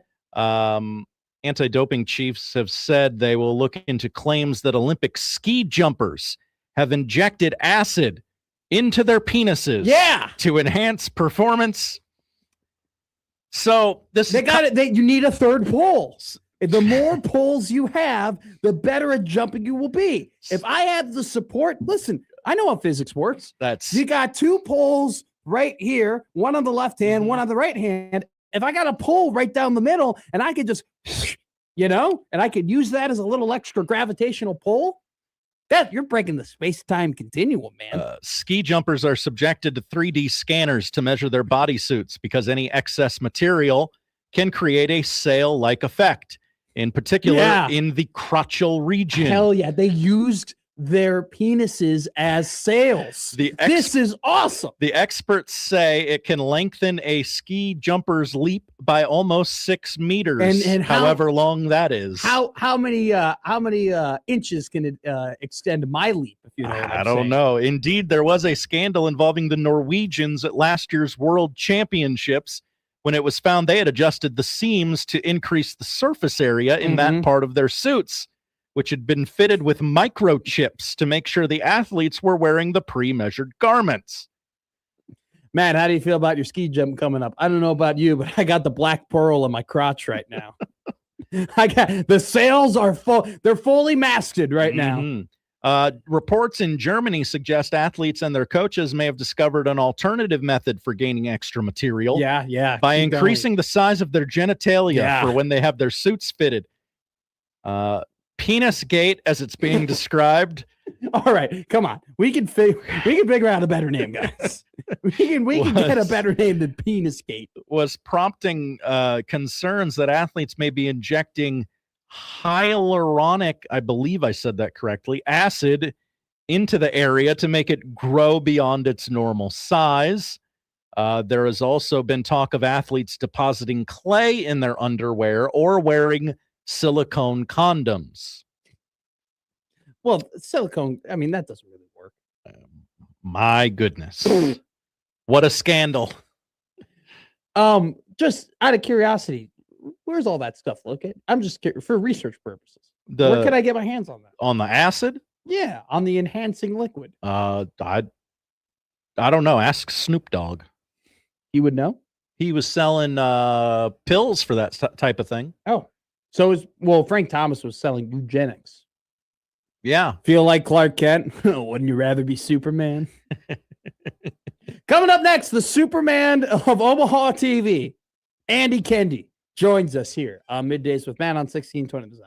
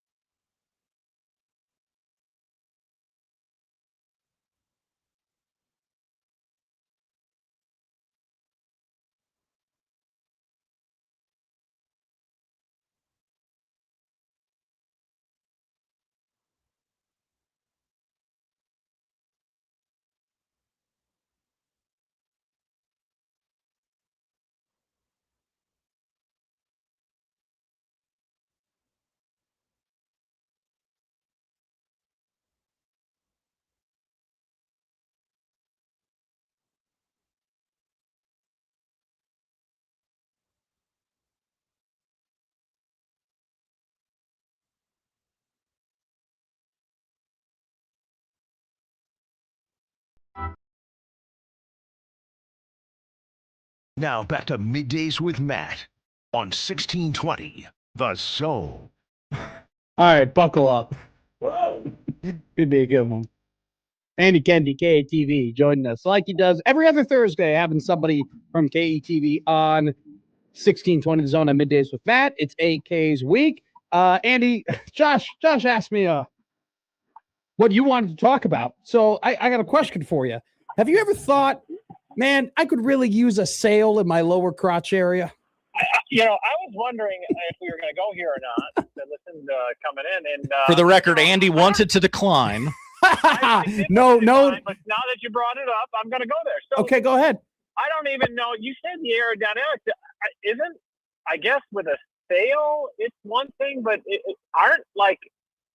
Well, I guess that's why there's a nose of a plane, right? So I don't know. I don't get it. Have you ever thought that, hey, there might be some thermodynamics here?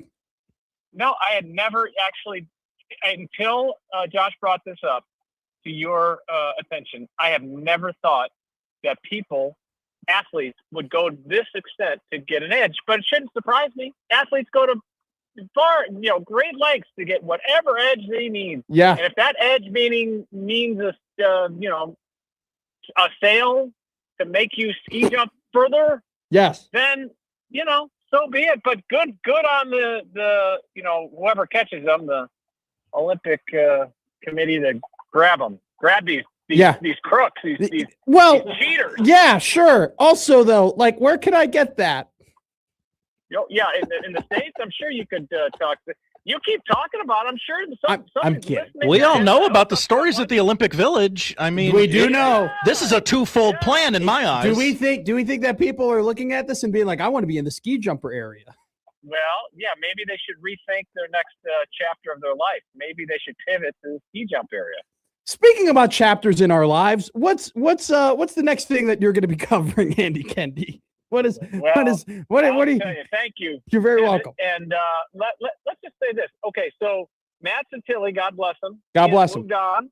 Yes. He now I got to tell you a little Matt Santilli story. So Matt Santilli, he's been out in Hartford for about 10 minutes. That's where he grew up, and so that's home for him. So he's working for the NBC station out there. He's been there for a couple of weeks. He gets called into his news director's office last week and said, "Hey, our sports director, we send our sports director to the Olympics because they're an NBC station. So they're sports directors at the Olympics in Italy. And they said, well, we're going to send you to the Super Bowl because the Super Bowl's on our air." So Matt Santilli is en route to Santa Clara as we speak to cover the Super Bowl. How about that? You were there for a couple weeks and you're already covering the Super Bowl. He's got to be the most hated media member in Hartford, Connecticut. Could you imagine the side eyes and oh my God, raised eyebrows he gets from his coworkers? Look at this snappy. He gets in for 10 minutes and he's already going to the Super Bowl. That would here 20 years. That'd be like if somebody got to Lincoln in March and they go, well, we got to send our sports director to the football, so you get to go to the Elite Eight for Husker basketball. For hoops. Yeah. That'd be crazy. Good for Santilli. I got a text. And then new employee is like, this doesn't happen every year. No, it's never happened ever where Nebraska won a basketball game in the tournament. So yeah, that's incredible. Yeah, in fact, we were supposed to meet today about our planning meeting about our what coverage. How do you think you're going to handle that? Big news. Well, that's going to be interesting. It depends on how the hiring process is going. Sure. So we hope to fill Matt's spot before the tournament, but who knows in this day and age? So yeah, we are. Here's the thing, guys. We normally look at conference tournaments with kind of a rolled eye. Like, do they matter? Of course they matter to a point. Yeah, but they don't really matter unless you're on the bubble, right? No, they don't matter. But AK, even when you're on the bubble, it unless you're really, really on the bubble, like unless you're like there's only probably, I would argue, a handful of teams that they're like, okay, if you win 3 tournament games, that might be enough to edge you in. Sneak in. Yeah. So in a TV respect, or even from a writer's perspective, are you going to send your, people out to cover a conference tournament if it's in, let's say, New York City for the Big East, No. I mean, the only way Creighton's probably going to get in now is to win that tournament. Well, you might make arrangements if they get that far to do it, but there again, the championships went on Saturday night, Selection Sunday, and they'll be back in town Sunday for Selection Sunday. Yeah. The thing is, though, the Big Ten men, this is where you have to plan, because the Big Ten men, their championship game leads into the selection show. Oh, so yeah. you have to be there if they make the final. You have to be there to get reaction from that team. So that's where we're kind of like, okay, we normally don't really go there for the men's or women's Big Ten championship, but in this case, I think we're going to Chicago. You want to bunk at the McMasters? We might, actually. We might. I mean, I am actually considering going just on my own dime to be there, because I would have like. you been to a tournament, conference tournament? It's really, I'm pretty fun. I've never been to a conference tournament. I've never indulged. I covered a few of them back in my Wisconsin days, and it's pretty neat. And I've been to the United Center to cover it. It's a pretty neat setup. It's cool, and you got fan bases from all over, and fan bases with differing, outlooks and opinions on, like, we have to win this championship, or we have to win this game, or we better not lose to this 10 seed, or else we're going to really put ourselves in bed. It's actually a pretty cool deal. Now, the NCAA tournament, mind you, if I were to tell you, I'm not going to tell you any trade secrets, but I'm not going to confirm or deny that we've already booked rooms in Portland, St. Louis, and Oklahoma City. I think that is the confirmation there that you've done that. No, I'm not confirming nor denying. Like a smart sports director would probably go out of their way to do that, just to kind of get the rate. And you can always go to the media hotel, assuming that you get that cancellation, a 2-day cancellation. Have you done that? Which, of course, we. What a smart. Okay, there you go. Yes, of course we have. Come on. Who am I dealing with? Who am I talking to? I'm talking to Andy Kendi. How disrespectful of me to think that you haven't forward planned 4 different locations that Nebraska basketball might be playing. And it's really all about me and where I want to stay and how close it is, A, to the arena, and B, to the, let's say, the best restaurant in town. Have you within Washington? Sure. Now I have a curveball for you here. Okay. The Omaha Mavericks are playing some good basketball. Paul Jobet has turned up the heat here. He's averaged 20 points in his last couple of games. I believe they're in action tonight. Is there a contingency plan on the Mavs maybe going back to back? Okay, so you've already thought of that as well. Oh, wow. Why do I doubt that? That Summit League tournament is the week prior. It runs concurrently to the Big Ten women's tournament and the Big East tournament. Yeah. And so if they make it to a certain level, we of course would go up. And we were up there last year. Lauren went up last year for the championship game, and that was really, really a good decision because it was like first time. It was so new. Didn't Satilli? Wasn't Satilli there? Satilli was there. Satilli and Lauren both. Whoa, you said both. You said both of them. Yeah. Look at that. They can shoot for each other. Yeah. Okay. Yeah. So that was a cool deal, and that was one of those things that I was stunned at how many hotel rooms were available at the last minute at very affordable price. But it's Sioux Falls and it's the Summit League. It's not with all due respect. Yeah. You can get a good hotel room on championship night if Omaha makes it. And I will tell you that we were even thinking that a week ago. And when we were talking about it yesterday, we said, this is a real deal. And they have a very legitimate shot to go back to back because that conference tournament is your ticket in. Mm-hmm. And if Omaha plays their best basketball and they didn't have the greatest start, but I'll tell you, they're clicking at the right time. If they keep this trend and keep trending upward, they're going to be a tough out. They are 1,000,000%. Do you want to answer a question about Husker football, or someone's asking you to tell the story about when KETV got attacked by a raccoon at the 2021 College World Series? What would you rather do, Husker football or raccoon story? Well, the raccoon, I don't know about attacked, but we were very much on the forefront, on the cutting edge. Matt Foster, now great in Kansas City. Yeah. Yes, fantastic. And really on the precipice. I mean, if it was in modern day, you know how many hits he would have gotten with his vertical video of the raccoon in the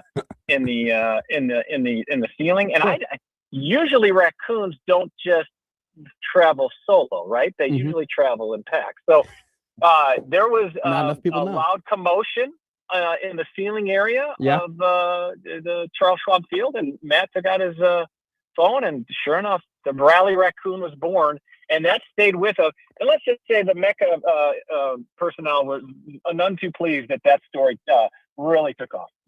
Andy Kendi. They really took off. It was great. Sports director of KETV Channel 7. Always an incredible conversation to be had with you, varying across multiple topics. We are always locked in to your coverage, and we can't wait to see what KETV does in March and February as well, but March in particularly going to be very, very busy for you guys. We'll talk to you one more time before we get into that magical month. My friend, we will see you soon.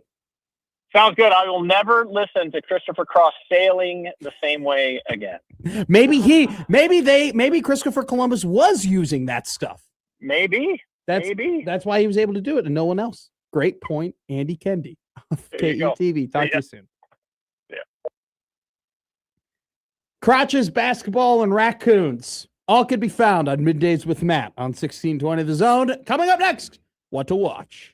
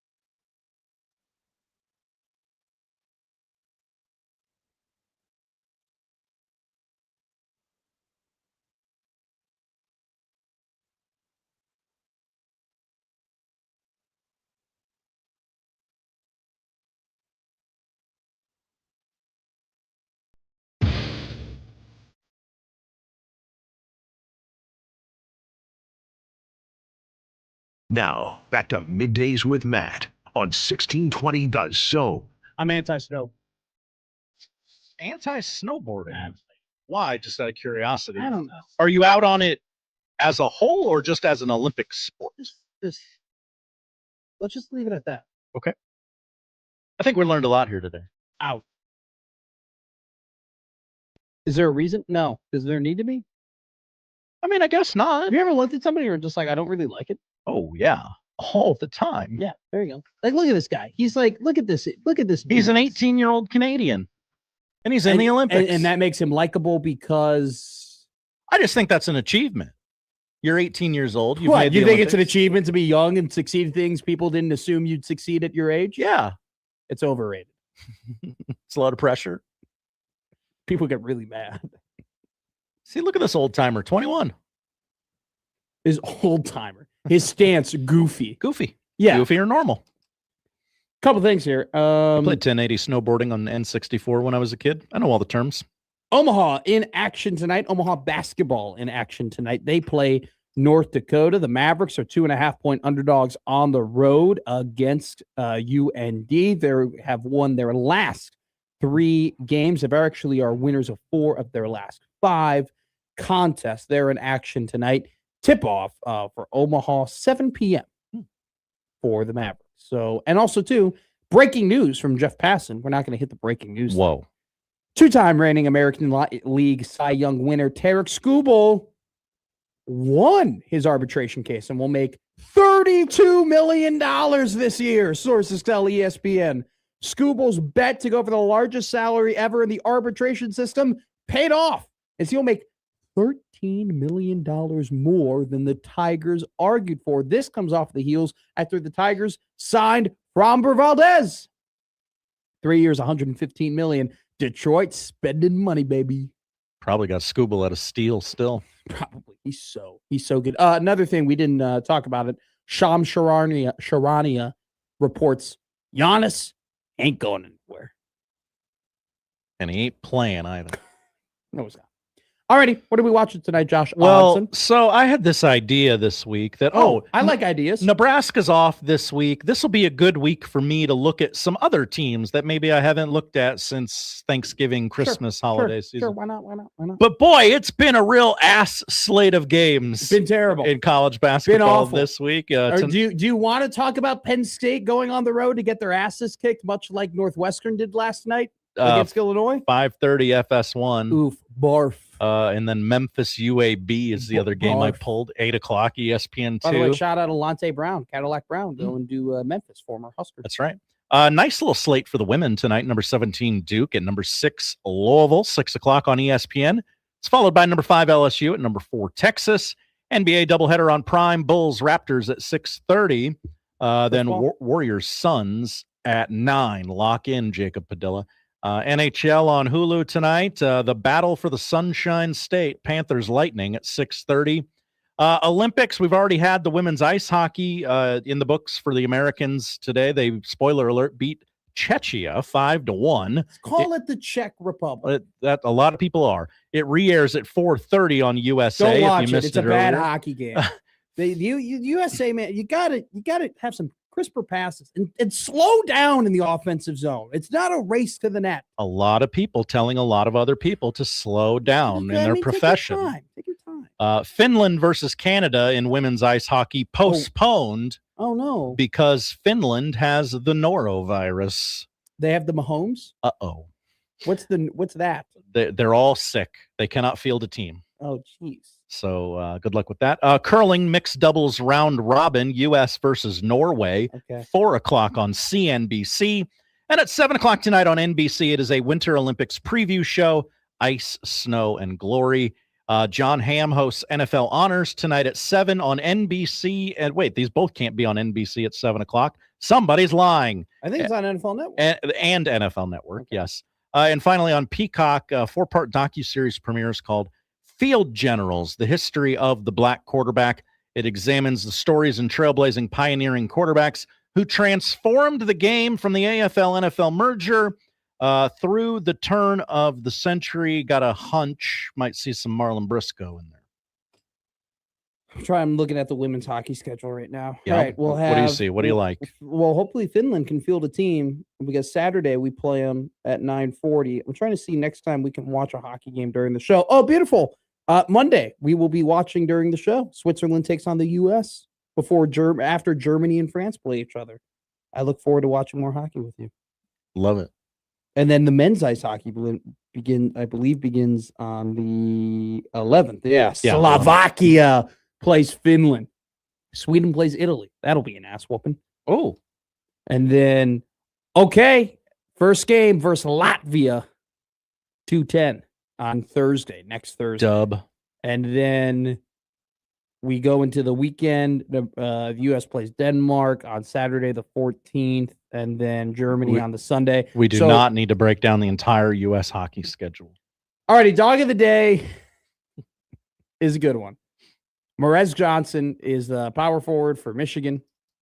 He plays Penn State tonight. Penn State sucks. Michigan's great. His odds to score 20-plus points tonight? Oh, okay. Plus 390. So we're going to go with 20-plus points for Merez Johnson. $10 wins you 49. We're negative right now in dog of the day. We need to turn it around, baby boy. Just takes one. All right, Merez, go out and do it tomorrow. We're parlaying, baby. Big Super Bowl episode coming up tomorrow. Stay tuned. It's been a Midday. USC coming up next here on 1620 Zone.